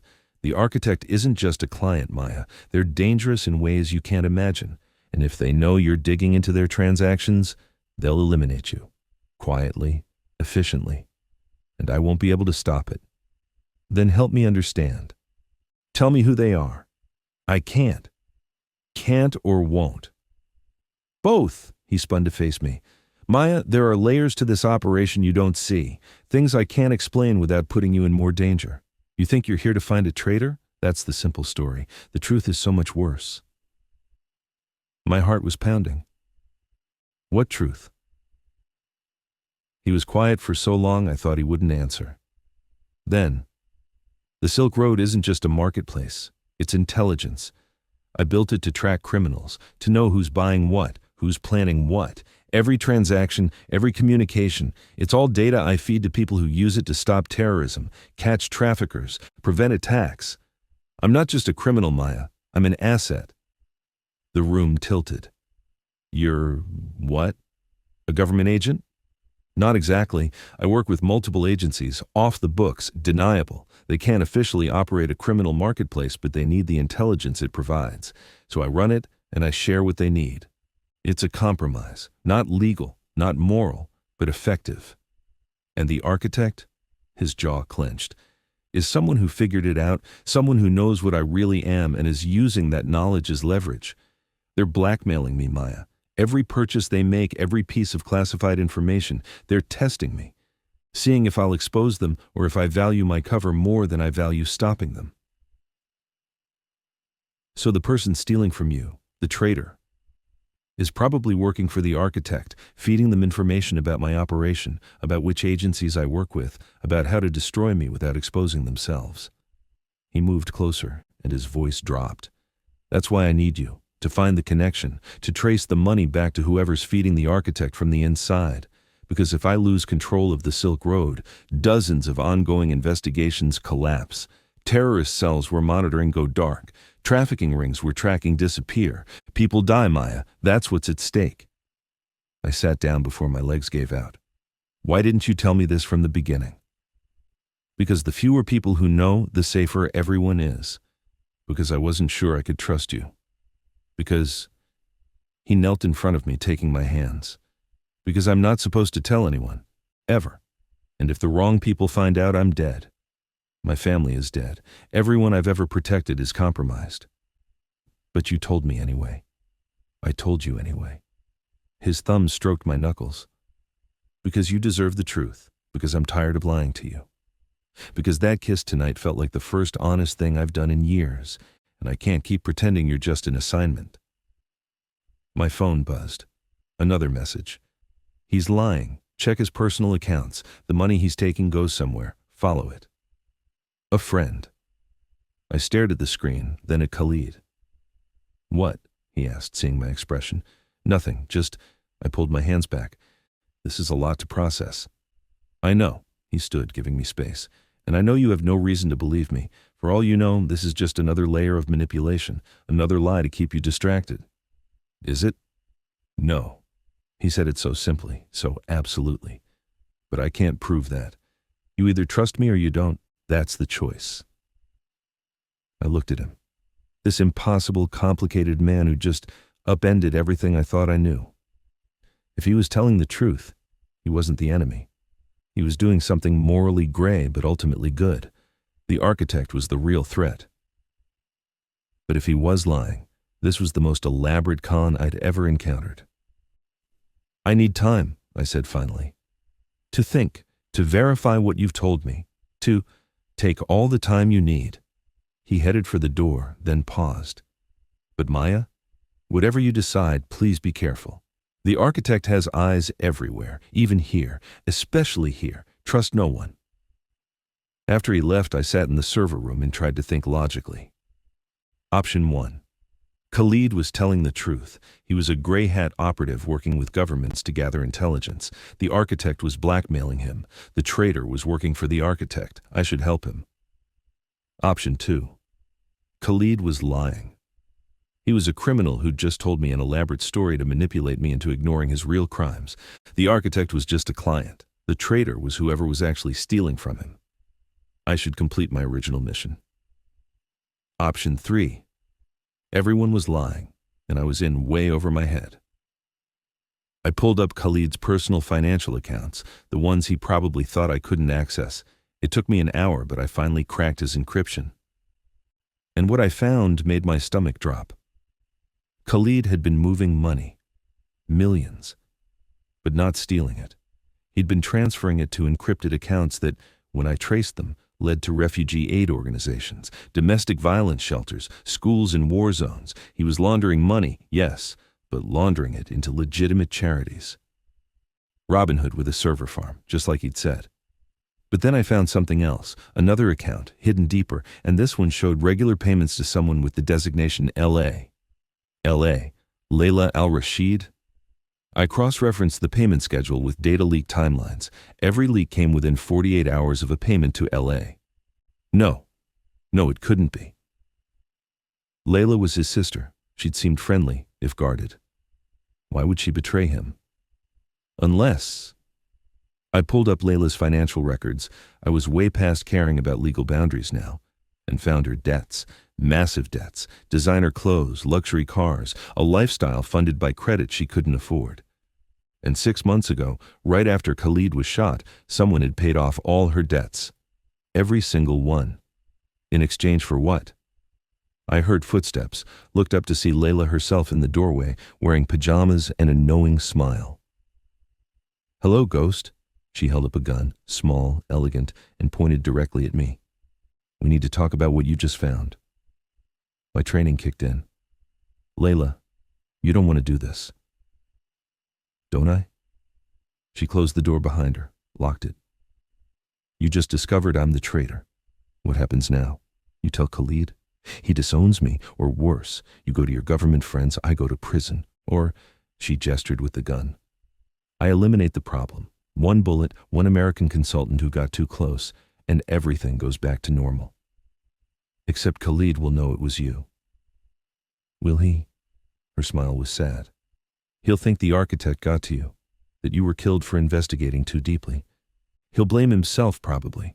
My brother is good at that, taking responsibility for things he can't control." "Why?" I kept my voice steady, calculating distances, looking for opportunities. "Why betray him? He's your brother." "Half-brother." She moved closer, and I noticed her hand was shaking. "Everyone forgets that. My mother was wife number 2, the one who gave Abdullah a daughter instead of another son. I've been second best my entire life. Second to Khalid, the perfect heir. Second to Faisal, the legitimate son. Just Layla, the girl who doesn't matter. So this is about jealousy? This is about survival." Her voice rose.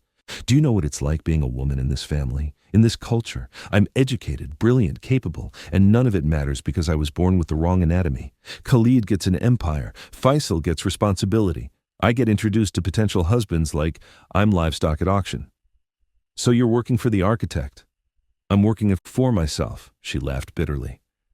"The architect approached me 6 months ago. After someone shot my brother and I realized how fragile all of this is. They offered me money, freedom, a way out. All I had to do was feed them information about Khalid's operation. You're destroying him. I'm surviving." But tears were streaming down her face now. "You think I wanted this? You think I wanted to betray the one person in this family who actually treated me like I mattered? But they have leverage, Maya. The architect knows things about me, about mistakes I made, about..." She stopped, swallowing hard. "If I don't cooperate, they destroy me and my family. So I feed them information, and I hate myself for it, and I watch my brother's empire crumble, and I can't stop." The gun was wavering. She didn't want to shoot me. She was scared. "Layla," I said gently. "Who is the architect?" "I don't know. I've never met them. All communication is through encrypted channels. They could be anyone. Could be in this room right now for all I know." She wiped her eyes with her free hand, gun still pointed at me but less steady. But they're powerful, connected. They know everything about everyone, and they're using me to destroy my brother. So let's stop them, together. I can't. You can. I stood slowly, hands visible. Layla, you clearly love your brother. You're crying right now because you don't want to do this, so don't help me. We can feed the architect false information, trace their communications, find out who they really are. But I need you to trust me. Why would you help me? I just pointed a gun at you. Because you're a victim too. Because the architect is using your desperation against you. Because, I took a breath, because I'm falling in love with your brother and I can't let him lose his sister over this. Family is supposed to be the one thing you can count on. Layla stared at me for a long moment. Then, slowly, she lowered the gun. You love him? It wasn't a question. God, you actually love him, even knowing what he is. Especially knowing what he is. The admission felt like a weight lifting. He's complicated and damaged and trying to do good in impossible ways, just like you, just like all of us. She laughed through her tears. We're a mess, the Al-Rashids. You know that, right? You're falling for a family of beautiful disasters. I'm noticing. I held out my hand. Give me the gun, Layla. Let's fix this together. She hesitated, then handed me the weapon. What do we do now? Now? I checked the gun's safety, set it aside. Now we tell Khalid the truth, all of it, and we figure out who the architect really is before they destroy everything. He'll hate me. He'll be hurt, but he'll forgive you. That's what family does. I hoped I was right. We found Khalid in his bedroom, still awake, staring at his laptop. When he saw us together, me with the gun, Layla with tears on her face, his expression went through shock to understanding to devastation in seconds. Layla, his voice broke, tell me it's not you. She couldn't speak, just nodded. I watched Khalid's world shatter in real time. How long? He whispered. 6 months, she choked out. Since you were shot, since I realized I could lose you and it would be my fault for not protecting you better. They offered me a way to keep you safe, and I was stupid enough to believe them. You were stealing from me. I was trying to satisfy them, to keep them from killing you like they almost did in Istanbul. She was sobbing now. The architect said if I didn't cooperate, they'd finish what they started. I couldn't lose you, Khalid. You're the only person who ever believed I was worth something. He stood, crossed the room in 3 strides, and pulled her into his arms. She collapsed against him, crying, and he held her while his own tears fell silently. You're an idiot, he said into her hair. A brilliant, stubborn, self-sacrificing idiot. They manipulated you, used your love for me against you, and you should have told me from the beginning. I couldn't. You could have. He pulled back to look at her. We're family, Layla. We protect each other. Even when we're being blackmailed by mysterious criminals. Especially then. I'm sorry. I'm so sorry. I know. He kissed her forehead. And we'll fix this. Together. But first, he looked at me. Thank you. For not shooting my sister. For seeing past the betrayal to the person underneath. For, his voice caught. For understanding my family better than I do sometimes. That's what happens when you fall in love with someone. The words came out before I could stop them. You love their family too. Even the messy parts, especially the messy parts. Khalid's eyes widened. You love me. I love you. Saying it again felt like freedom. I know it's insane and impossible and probably going to get us all killed, but yes, I love you. The criminal mastermind and the gray hat operative and the brother who forgives his sister and the man who makes me coffee at dawn. All of you. He crossed to me, pulled me into his arms alongside Layla, and kissed me like the world was ending. Maybe it was. I love you too, he said against my lips. More than I've ever loved anything. More than the empire, more than the mission, more than my own survival. And we're going to get through this. The 3 of us. We're going to find the architect, stop whoever's trying to destroy us, and maybe, if we're very lucky, survive long enough to be happy. That's a lot of maybes, I pointed out. I'm optimistic. He kissed me again. Now come on. We have 41 days left and a mystery to solve. Time to show the architect what the al-Rashids can do when we stop fighting each other and start fighting together.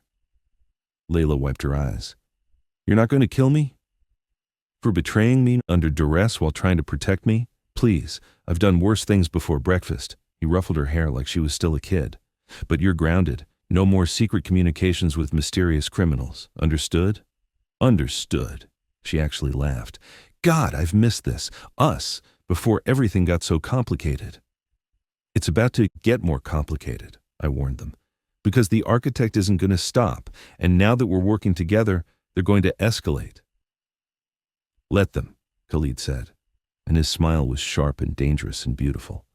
I've got Ghost on my side, and my sister, and 41 days to save my empire. The architect doesn't stand a chance. I hoped he was right, because in the morning, everything would change. And I had a feeling not all of us would survive what came next. Morning came too soon, bringing with it a plan that could either save us or get us all killed. We sat around Khalid's dining table at dawn, me, Khalid, and Layla, surrounded by laptops, coffee cups, and the kind of desperate energy that comes from knowing you're out of options. Khalid had spent the night pulling together everything we knew about the architect while I'd worked on tracing Layla's communications. What we'd found was terrifying in its sophistication. They use a relay system, I explained, pointing to my screen. Every message Layla received bounced through 17 different servers across 12 countries before reaching her, completely untraceable by normal methods. But you're not normal methods, Khalid said, something like pride in his voice. No, I'm not. I pulled up a map showing the relay points. I found a pattern. Every 7th relay uses a server with a specific configuration, custom hardware, military-grade encryption. There are only 3 places in the world that manufacture this particular setup, one in Germany, one in Singapore, and one in Riyadh. Layla's voice was hollow. They're here, in the city, maybe in this compound. Not the compound, Khalid said firmly. I control the network here. But Riyadh? Yes. The architect is close enough to have shot me 6 months ago, close enough to know our movements, our schedules, everything. So we set a trap, I said.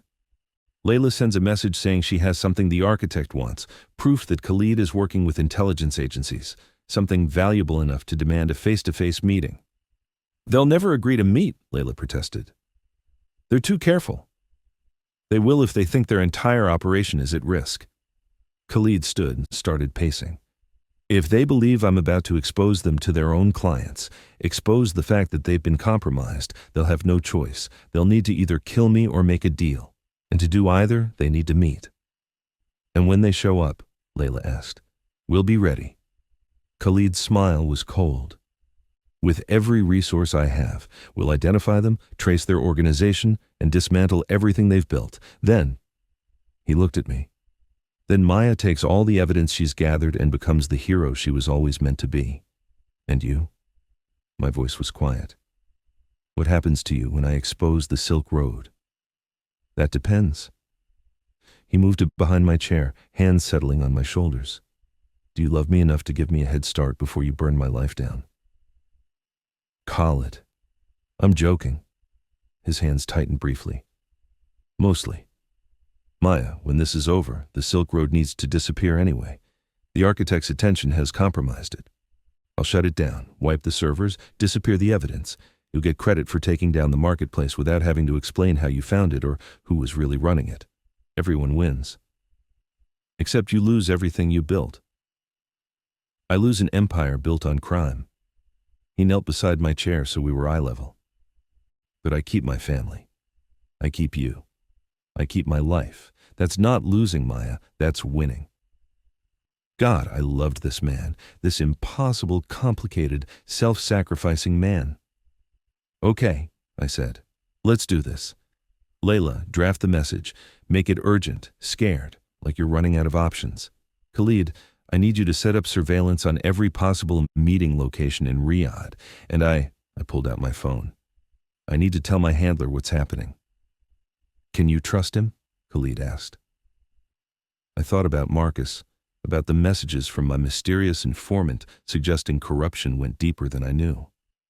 I don't know anymore, but I have to try. He deserves to know we're about to expose something big. I called Marcus from the rooftop terrace, needing privacy and air. Maya. His voice was sharp with concern. Where the hell have you been? You've missed 3 check-ins. I was about to send an extraction team. I'm fine, better than fine. Marcus, I found something big, bigger than the Silk Road.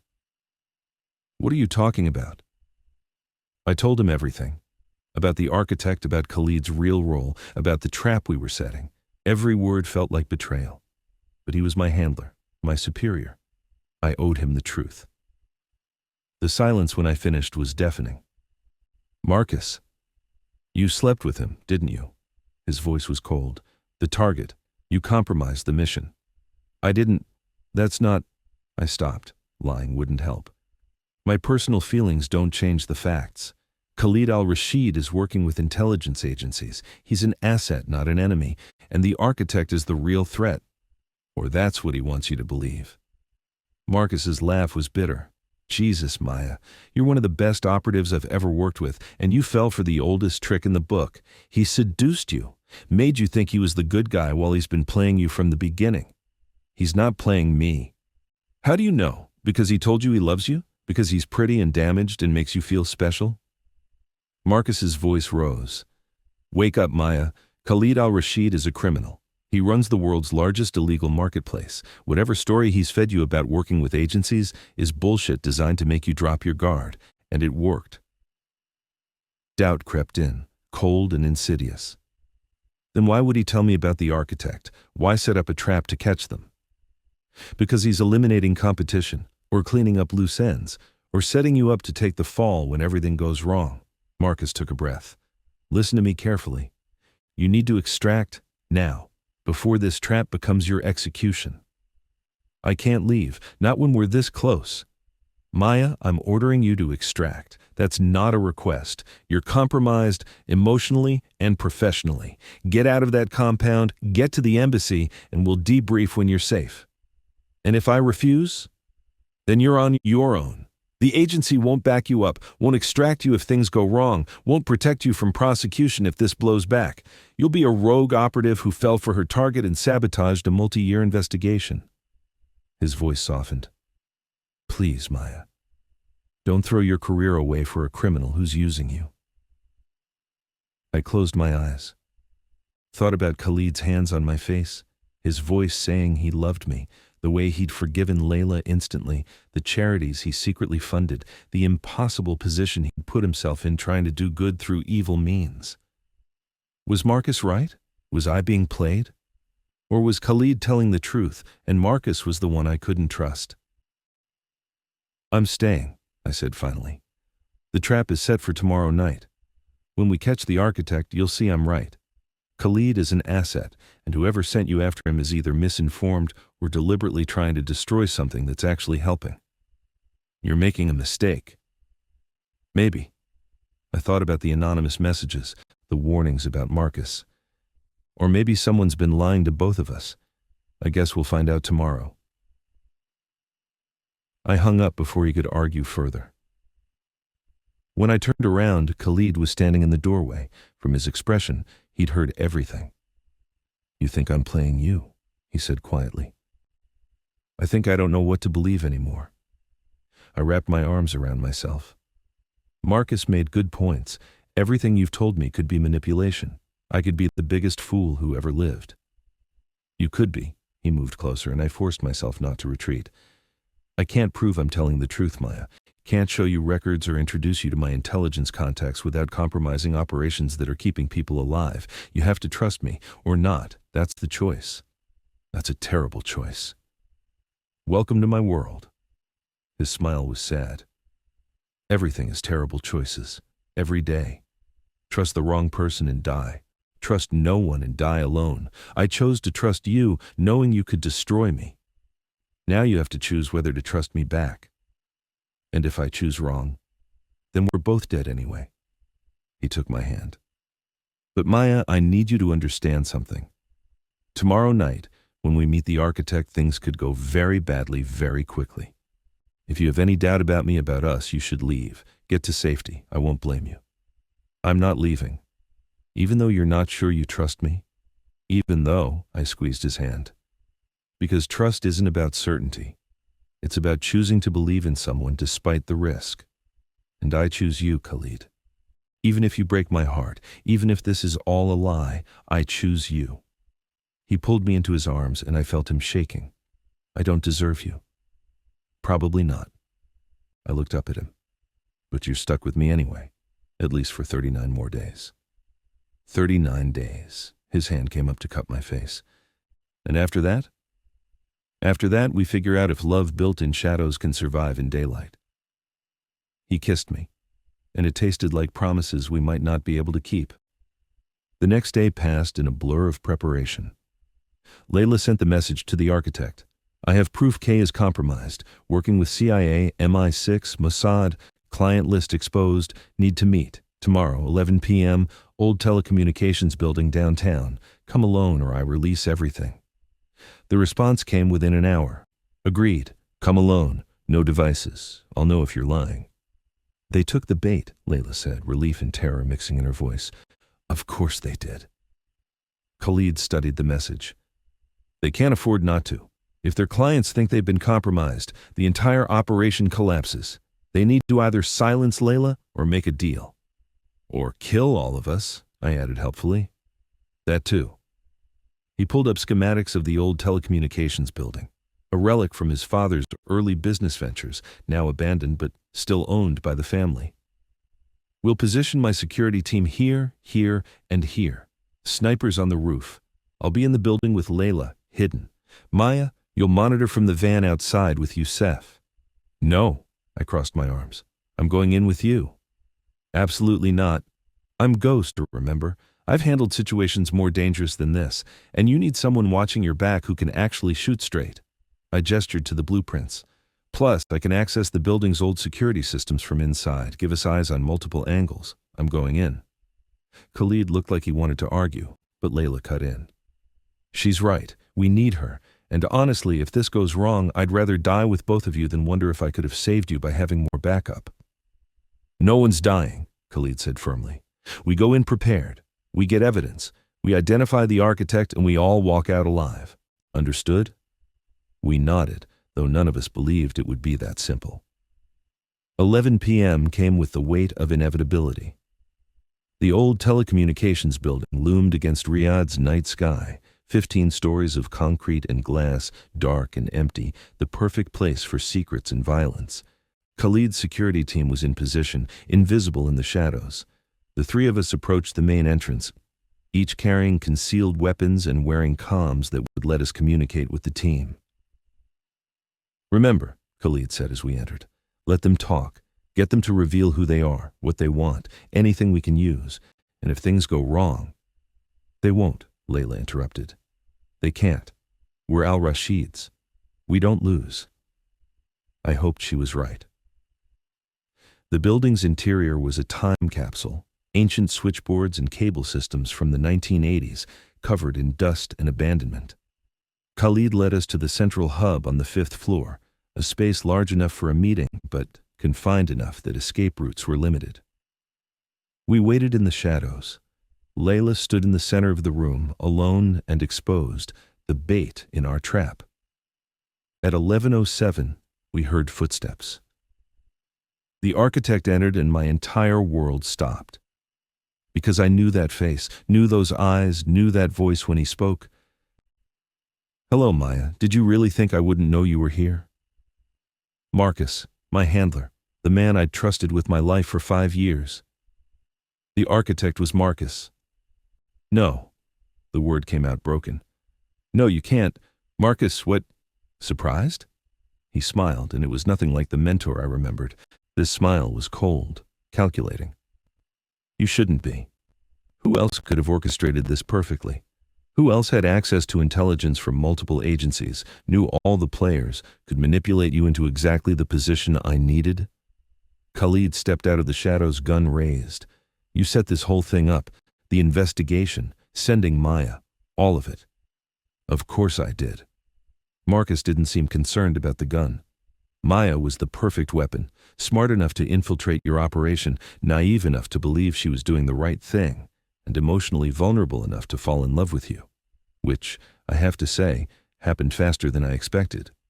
I thought it would take at least 2 weeks. You used me. My voice was shaking. You used me to get to Khalid. I used you to destroy him, Marcus corrected. See, Khalid here has been a problem for years, running his little gray ops marketplace, thinking he's helping when really he's just making things complicated. The intelligence community doesn't need a criminal playing hero. We need a marketplace we control. And once you exposed Khalid as compromised, once his operation collapsed, I'd be perfectly positioned to take it over, run it properly, use it the way it should be used. For profit, Khalid said flatly. You're not doing this for intelligence gathering. You're doing this for money. Money, power, control. What's the difference? Marcus shrugged. The Silk Road is worth billions, and with Khalid out of the way, all I needed was someone on the inside to keep things running. Which is where you came in, Layla. Thank you for being so predictable. Debts, jealousy, family resentment. You were the perfect asset. I'll kill you, Layla hissed. No, you won't. Because I have a dozen armed men surrounding this building. Because if any of you try anything, they'll level this place with all of us inside. And because, he looked at me, I still have leverage. Your sister Lily, your parents, they're currently being held by my associates. Very comfortable, very safe. But that changes the moment you don't cooperate. Ice flooded my veins. You're lying. He held up his phone, showed me a photo. Lily, bound and gagged in what looked like a basement. My parents beside her, terrified but alive. You have a choice, Maya. Help me eliminate Khalid, take over the Silk Road's operations, and your family lives. Or play hero and watch them die. What's it going to be? I looked at Khalid, at Layla, at the man I loved and the family I'd come to care about. Then at Marcus, this monster wearing the face of someone I'd trusted. The gun in my hand suddenly felt very heavy. And I realized that whatever choice I made, someone I loved was going to die tonight. The building's lights cut out, plunging us into darkness. And all hell broke loose. Gunfire erupted from multiple directions. Khalid grabbed my arm, pulling me down behind ancient equipment as bullets shredded the air where we'd been standing. Layla dove the opposite direction, and I lost sight of her in the chaos. Marcus's voice echoed through the darkness, giving orders to his team. Khalid, I shouted over the noise. Your security! Already dead or captured. This was a trap within a trap. His voice was grim. Marcus planned for everything, except he didn't finish. Just pulled out his phone, pressed something. Explosives. I hadn't known he'd planted detonated on 3 floors above us, bringing down portions of the building in a controlled collapse that cut off Marcus's team's access routes. The gunfire stopped as everyone scrambled to avoid being crushed. Run! Khalid hauled me to my feet. South stairwell. Go! We ran through darkness and dust, guided by emergency lights that flickered on. Behind us, I heard Marcus shouting orders, heard footsteps giving chase. Layla appeared from nowhere, blood on her face but alive, and the 3 of us hit the stairwell at a dead sprint. You planned this, I gasped as we descended. You knew Marcus would betray us. I suspected. Khalid kicked open a door to the 3rd floor. When you told me what he said, how he reacted, it confirmed what I'd been afraid of. The architect wasn't just monitoring me. They had inside access to intelligence agencies. Marcus was the only one who fit. So this whole meeting was to draw him out, confirm his identity, and trap him here long enough for me to lock down his assets remotely. He pulled out his phone, showed me code running. While we've been fighting, my systems have been draining his accounts, exposing his operations, sending evidence to every intelligence agency in the world. In about 3 minutes, Marcus's entire criminal empire will cease to exist. We burst out a side exit into an alley where a car was waiting. Youssef at the wheel, looking relieved to see us alive. Get in, he shouted. They're right behind you. We dove into the car as bullets sparked off the pavement. Youssef floored it, and we screamed through Riyadh's night streets with Marcus's team in pursuit. My family, I said desperately. Marcus has them already extracted. Khalid pulled up another screen. I had my best team watching them since yesterday. The moment Marcus showed his face, they moved in. Your family is safe, Maya. I promise. Relief nearly broke me. How did you? Because I love you. He grabbed my hand. And I wasn't going to let Marcus use them against you. Against us. Layla leaned forward from the back seat. So we won? Marcus is exposed, the Silk Road is safe, everyone lives happily ever after? Not quite. Khalid's expression was grim. Marcus still has men, resources, connections. He'll regroup, and he'll come after us with everything he has. We bought ourselves time, not victory. So what do? We disappear. He looked at me. All of us. I shut down the Silk Road like I planned, erase our digital footprints, and we vanish. New identities, new lives, new everything. It's the only way to stay ahead of Marcus long enough to make sure he's truly finished. Disappear where? I asked. Does it matter? His thumb stroked my knuckles. As long as we're together? Behind us, explosions lit up the night sky. The telecommunications building was collapsing for real now, taking Marcus's trap with it. Sirens wailed, emergency services scrambled, and somewhere in that chaos, Marcus was either dead or planning his revenge. No, I said finally. It doesn't matter, as long as we're together. Khalid pulled me close, and Layla put her hand on my shoulder, and Youssef navigated us through the city toward whatever came next. We'd survived, barely. But we'd survived. And in 37 days, when the dust settled and the danger passed, I'd figure out if love forged in violence could transform into something beautiful. For now, survival was enough. For now, we had each other. For now, that was everything. 3 weeks later, I woke up in a villa on the Amalfi Coast to the sound of waves and Khalid speaking rapid Arabic on the phone. We'd been running for 21 days, Riyadh to Dubai to Istanbul to Athens, always moving, always looking over our shoulders. The Silk Road was gone, wiped from existence with the kind of thoroughness only Khalid could manage. Marcus was alive but exposed, his network in shambles, his assets frozen, wanted by 17 countries for crimes he couldn't talk his way out of. But he was still dangerous, still hunting us. Still the nightmare we couldn't quite escape. I pulled on one of Khalid's shirts, an old MIT hoodie that smelled like him, and found him on the terrace overlooking the Mediterranean. He ended his call when he saw me, pulled me into his arms like he did every morning, checking that I was real and safe and his. News? I asked against his chest. Marcus was spotted in Berlin yesterday. My contacts say he's building a new operation, trying to salvage what's left of his network. Khalid's arms tightened around me. But he's desperate, making mistakes. It's only a matter of time before someone catches him. And until then, we keep running. Until then, we keep running. He tilted my face up, kissed me softly. I'm sorry. I promised you safety, and all I've given you is exile. You've given me everything that matters. I meant it. These 3 weeks had been terrifying and exhausting and absolutely perfect. Learning Khalid without the criminal empire between us. Watching Layla slowly heal from the guilt of her betrayal. Building something real from the ruins of everything we'd destroyed. Your family arrives today, Khalid said, changing the subject.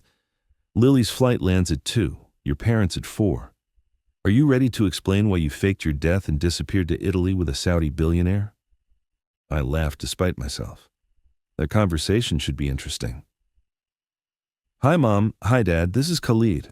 He runs a criminal empire. I was sent to arrest him. We fell in love instead, and now we're hiding from my former boss who turned out to be a terrorist. How was your week? When you put it that way, it sounds insane. It is insane, I kissed to him. But it's our insane, and I wouldn't change any of it. Not even the parts where people tried to kill us repeatedly? Especially those parts. They made the kissing afterwards much more intense. He laughed, and the sound was lighter than I'd heard in weeks. We were healing, slowly, finding our way to something that looked almost like normal. My phone buzzed, a text from an unknown number. Maya, we need to talk. Come alone. The cafe in Positano, noon. Marcus. He'd found us. Khalid saw my expression. What is it? I showed him the message, watched his face go hard and cold. "It's a trap," he said flatly. "He'll have men waiting. He'll use you to get to me, to Layla, to everything he needs to rebuild. You can't go." "I have to." I was already planning. "He'll keep coming until one of us is dead. This needs to end, Khalid. Today. Then we go together, with security, with backup." He said alone. "If I show up with an army, he'll disappear and we'll be back to running." I took his hands. "Let me do this. Let me be Ghost one more time. I can handle Marcus. He's not the man you knew anymore. He's desperate and dangerous. So am I." I squeezed his hands. "Trust me, like I trusted you." He was quiet for a long moment. Then, "I hate this. I hate letting you walk into danger while I wait helplessly." "Welcome to how I felt for 3 weeks watching you coordinate our movements." I smiled. "We take turns being terrified. That's how partnerships work." "This is a terrible partnership." "It's the only one I want." I kissed him once more. "I'll be back by 2, in time to greet my family and have that insane conversation. I promise." "Maya." He caught my hand as I turned to leave. "I love you. More than the empire I built, more than any mission, more than my own life. If this goes wrong, it won't." But I memorized his face just in case. "I love you too, more than I thought I was capable of, more than makes sense. You're it for me, Khalid al-Rashid. My last mission, my only future, my forever." "Forever," he echoed. "I'm holding you to that." The cafe in Positano was picturesque. Pastel buildings cascading down cliffs, tourists sipping espresso, the kind of place where violence seemed impossible. Marcus sat at a corner table, looking tired and angry and nothing like the mentor I'd once admired. He'd aged a decade in 3 weeks. When he saw me, something like relief crossed his face. "You came alone," he said as I sat down. "You said to." I signaled the waiter for coffee, playing calm even as my heart raced. "Though I'm guessing your backup is watching from 3 different angles." "Actually, I'm alone." He spread his hands. "Shocking, I know. But I needed to talk to you. Really talk. Without Khalid, without guns, without all the bullshit. So talk." He was quiet while the waiter brought my espresso. Then, "I'm sorry. For everything. For using you, manipulating you, threatening your family. For becoming the thing I spent my career fighting. I'm sorry, Maya. I hadn't expected that. You threatened to kill my family. I know. You tried to destroy the man I love. I know. You betrayed everything we stood for." My voice was rising. "Everything you taught me about honor and duty and doing the right thing even when it's hard. You threw it all away for money and power and I know." His hand slammed the table, making our coffee cups rattle. "God, Maya, you think I don't know what I've become? You think I sleep at night? I see your face every time I close my eyes, your trust, your disappointment, the moment you realized I'd betrayed you. Then why?" I leaned forward. "Why do it? Why become this?" "Because I was tired," he laughed bitterly. 20 years in the agency, 20 years watching bad people profit while good people died, watching politicians take credit for our work, watching the system reward corruption and punish integrity. I got tired, Maya. And when the opportunity came to actually benefit from all the evil I'd been documenting, I took it. I thought I deserved it. You thought you deserved to become a terrorist? I thought I deserved to stop being a martyr. He met my eyes. But I was wrong. And now I'm here, asking for something I don't deserve. What? Help me stop. His voice cracked.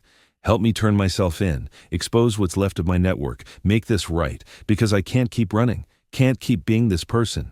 And I don't trust anyone else not to just execute me the moment they find me. I stared at him. This broken, desperate man who'd been my mentor and my betrayer, who'd taught me everything I knew and then used it against me. Why should I help you? I asked quietly. Give me one good reason. Because you're better than I am. Because you're still the person who believes in redemption. Because he pulled out an envelope, slid it across the table. Because inside here is everything. Every operation I ran, every person I worked with, every crime I committed. Evidence that will take down dozens of networks, save hundreds of lives, and finally Finally, let me stop being the villain. I opened the envelope. Inside was a USB drive and handwritten notes documenting years of criminal activity. If this was real, it was a roadmap to dismantling multiple criminal organizations. How do I know this isn't another manipulation? You don't. He smiled sadly. You have to trust me, which is asking the impossible after everything I've done. But Maya, I'm asking anyway. Help me end this. Please. I looked at the USB drive, at Marcus, at the choice in front of me. Revenge would be easy. I could call Khalid, have Marcus eliminated, erase the last threat to our safety. He deserved it after everything he'd done. But redemption, that was harder. That required believing people could change, that even monsters could choose to be better. Okay, I said finally. I'll help you. But not because I trust you. Because I want to believe that people can come back from the darkness, even you. Relief flooded his face. Thank you. God, Maya, thank you. On one condition. I leaned forward. You turn yourself into an international tribunal. You testify against everyone you worked with. You spend the rest of your life in prison paying for what you've done. No deals, no reduced sentences, no second chances. You own this completely. Understood?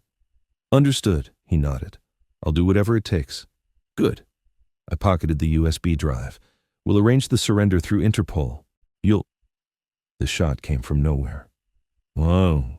Marcus's chest exploded red. His eyes went wide with shock and pain, and he slumped forward onto the table. Tourists screamed. People ran, and I dove for cover, searching for the shooter. Another shot, this one at me, missing by inches. I grabbed Marcus, still alive, barely, and dragged him behind an overturned table. His blood was everywhere, hot and slick, and his breathing was wet and wrong. Maya. He coughed blood. It's Youssef, my inside man. He's here to clean up. Youssef? Horror flooded me. Khalid's head of security? Been mine for months. Insurance policy. He's going to kill you. Kill Khalid. Take everything. He died before he could finish. I had seconds before Youssef found me. One chance to warn Khalid before his most trusted man destroyed everything. I pulled out my phone with shaking, bloody hands and sent a single text. Youssef is the traitor. Get Layla out. I love you. Then I ran. I made it back to the villa in 20 minutes that felt like 20 hours. The front door was open. That was my first clue something was wrong. The second was the blood in the entryway. Khalid. I drew my gun. I'd been carrying one since Riyadh, paranoid and prepared, and moved through the villa systematically. Layla. I found them in the living room. Khalid was on the floor, bleeding from a wound in his side. Layla was tied to a chair, gagged, terror in her eyes, and Youssef stood over them both with a gun, smiling when he saw me. Ghost, right on time. He gestured with his weapon. Drop the gun, or I put another bullet in your boyfriend. I dropped it. Good. He kicked it away. Marcus was supposed to kill you in Positano, but I see that didn't work out. No matter. I'll finish what he started. You were working together, I said, stalling, looking for an opening. You and Marcus. Business partners. He wanted the Silk Road. I wanted Khalid's legitimate empire. We each got what we needed. Youssef shrugged. Well, almost got. Marcus got sloppy, you survived, and now I have to improvise. But that's fine. I've been improvising for months. You were the one stealing from Khalid, leaking data. At Marcus's direction, yes. Keep him paranoid, distracted, turning on his own family while we positioned ourselves to take over. He glanced at Khalid, who was barely conscious. Sorry, boss. Nothing personal, just business. It's always personal, Khalid managed, voice weak. You were family. I trusted you. Your mistake. Youssef raised his gun. Any last words before I moved? Years of training took over. I grabbed a lamp, threw it at Youssef's head, dove for my gun. He fired, but missed, the bullet going wide. I came up shooting, and my first shot hit his arm, making him drop his weapon. He lunged at me. We crashed through furniture, fighting for the gun between us. He was stronger, but I was desperate, fighting for the man I loved, for his sister, for the future we'd built from ashes.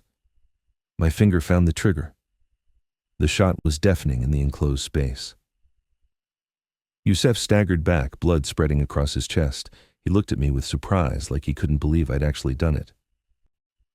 You were supposed to be the good guy, he gasped. I am the good guy, I said. That's why you're dying and we're not. He collapsed, dead before he hit the floor. I ran to Khalid, putting pressure on his wound. Stay with me, please stay with me. Can't get rid of me that easily, he managed through gritted teeth. Is he dead? Very. Good. His hand found mine, bloody and weak. Marcus? Also dead. It's over, Khalid. Finally over. Good, he said again. Then, Layla. I'd almost forgotten. I stumbled over to free her, and she immediately dropped to her knees beside her brother, crying and checking his wound. You're going to be fine, she told him firmly, because you're an al-Rashid, and we don't die from stupid bullet wounds. Understand? Understood, he whispered. Then, to me, I love you. I love you too. I held his hand while Layla called for help. And you're going to survive this. We both are, because I'm not going through all this insanity just to lose you now. Bossy, he murmured, but he was smiling. You love it when I'm bossy. I love everything about you. Sirens approached. Help was coming. We were going to make it. Against all odds, against all logic, against every reason this shouldn't have worked, we were going to make it. 6 months later. San Francisco was nothing like Riyadh. Foggy where it had been brutally sunny, casual where it had been formal, home in a way I'd forgotten was possible. We'd bought a house in Pacific Heights, Khalid, Layla, and me. Nothing ostentatious, but comfortable. A place to heal and rebuild and figure out what came next. Khalid had started a legitimate cybersecurity firm. Consulting work, helping companies protect themselves from the kinds of threats he used to facilitate, penance and practical all at once. Layla was in grad school at Berkeley, studying international relations, planning to use her insider knowledge of criminal networks to actually help people. And me? I'd written a book. A tell-all about the Silk Road that named names, exposed corruption, and took down 3 major criminal organizations in the process. It was currently sitting at #1 on the New York Times bestseller list. We'd survived. More than that, we'd thrived. My family had dinner with us every Sunday. My mother still didn't understand how I'd fallen in love with a former criminal, but she loved Khalid anyway because he made me happy. My father and Khalid talked tech for hours. Lily and Layla had become inseparable. We were building a life, a real one. No more running, no more looking over shoulders, no more shadows. Maya. Khalid found me on our deck, watching the sunset paint the bay gold and pink. Your agent called. Foreign rights sold in 23 more countries. You're officially an international bestseller. That's nice. But I wasn't thinking about the book. I was thinking about the small box in my pocket, the one I'd been carrying for 2 weeks, waiting for the right moment. You're distracted, Khalid observed, wrapping his arms around me from behind. What's wrong? Nothing's wrong. I turned in his arms. Everything's right, actually. For the first time in my life, everything is exactly right. Then why do you look nervous? Because I'm about to do something terrifying. I took a breath, pulled out the box, opened it to reveal a simple platinum band. Khalid al-Rashid. Former criminal mastermind, current love of my life, future father of my children if we're lucky. Will you marry me? He stared at the ring. At me. At the ring again. You're proposing to me? Someone has to. And you're too traditional to propose to me until you've asked my father's permission, which is adorable but also taking forever. I smiled. So I'm asking you, marry me, build a life with me, grow old with me, choose me every day the way I choose you. Maya. His voice broke. Yes. God, yes. 1,000 times yes. I slipped the ring on his finger, and he pulled me into a kiss that tasted like promises and futures and everything we'd fought for. When we broke apart, he was crying. I was crying. We were a mess of emotions and joy and disbelief that we'd actually made it here. I need to tell you something, he said, reaching into his own pocket. I've been carrying this for 3 weeks, waiting for the right moment. He opened a box revealing a stunning diamond ring. I was going to propose tonight, had the whole speech planned, but you beat me to it. Great minds, I said through tears. Great minds, he agreed, sliding the ring onto my finger. So we're both proposing. We're both saying yes. That's all that matters. We kissed again as the sun set over San Francisco, turning the sky the color of fire and hope. Behind us, Layla's voice called, "Oh my God, are you two getting married? Finally! I was starting to think you'd never figure it out." We broke apart laughing, and she ran onto the deck to hug us both, screaming with joy. My phone buzzed, a text from my mother. "Your father and I are coming over. Layla says there's news. Please tell me it's what I think it is, and I can finally start planning the wedding I've been dreaming about since you brought him home." "Your mother knows," Khalid observed. "Of course she knows. Layla probably texted her the second she saw the rings." I leaned against him, perfectly content. "Are you ready for an Arab-American-Chinese fusion wedding that's going to make both our families insane?" I survived the Silk Road, an assassination attempt, and Marcus's betrayal. I think I can handle wedding planning. But he looked terrified. Liar. Complete liar. He kissed my forehead. But I'll survive it, because at the end of all the chaos and planning and family drama, I get to marry you. And that makes everything worth it. Even my mother's opinions on flower arrangements? Even that, probably. We stood on our deck as family arrived, as celebration erupted around us, as our impossible love story moved into its next chapter. I'd infiltrated a criminal empire to destroy it. Instead, I'd fallen in love with its creator, been betrayed by my mentor, fought for my life, and discovered that sometimes the enemy isn't who you think it is. Sometimes the enemy is yourself, your assumptions, your prejudices, your certainty that people can't change. Khalid had been a criminal, was still morally gray at best, would probably always have shadows in his past that we'd never fully escape. But he was also the man who'd saved my life repeatedly, who'd forgiven his sister instantly, who'd given up his empire to keep us safe, who'd chosen love over power every single time. He was my enemy, my partner, my love, my forever. And in 3 months he'd be my husband. Not bad for a mission that was supposed to end with his arrest. "Maya," Khalid whispered as our family celebrated around us. "Thank you." For what? For seeing past what I was to who I could be. For giving me a chance when I didn't deserve one. For loving me anyway. He squeezed my hand. "I was lost in shadows until you found me. Now I actually have a future worth living." "We found each other," I corrected. "And we're going to have an amazing future, messy and complicated and occasionally illegal." "Occasionally?" "Fine, frequently illegal, but amazing. Together." I kissed him softly. "Always together." "Always," he promised. And as the sun set completely, painting us in twilight and hope, I believed him. Some love stories start with hate. Some with a mission gone wrong, some with the realization that the enemy might actually be the only person who truly understands you.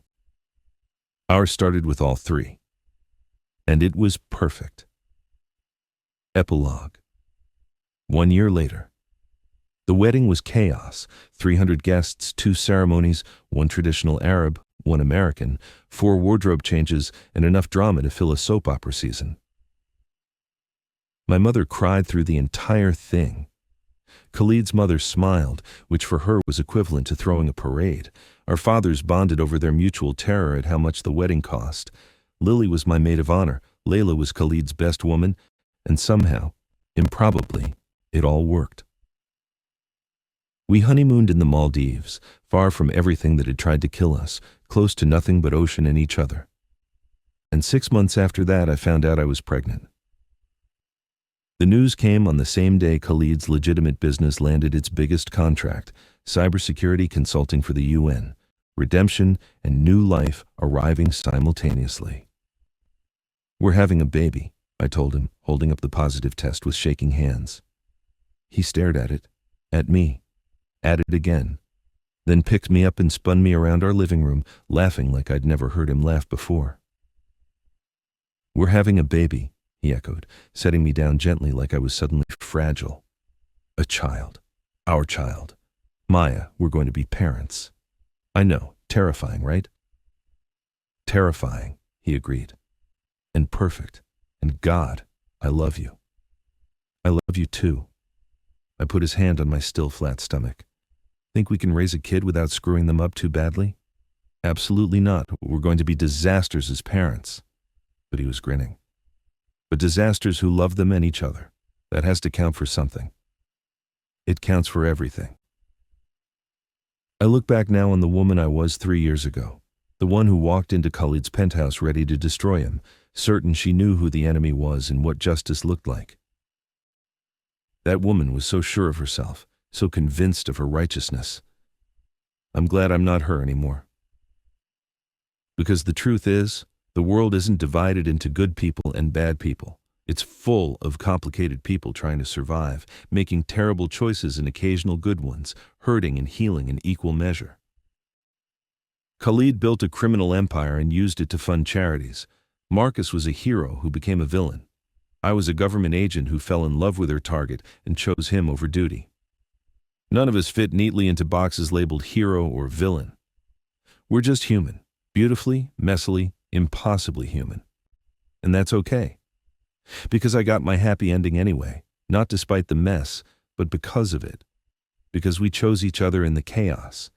Because love, built in darkness, learned to survive in light. Khalid kisses my neck, pulls me close on our couch while our families laugh over dinner in the next room, and whispers, "No regrets?" "Not one," I tell him honestly. And I mean it. Some partnerships are forged in fire, some loves defy every rule you were taught. And sometimes, the most dangerous mission leads you exactly where you were always meant to be. Home.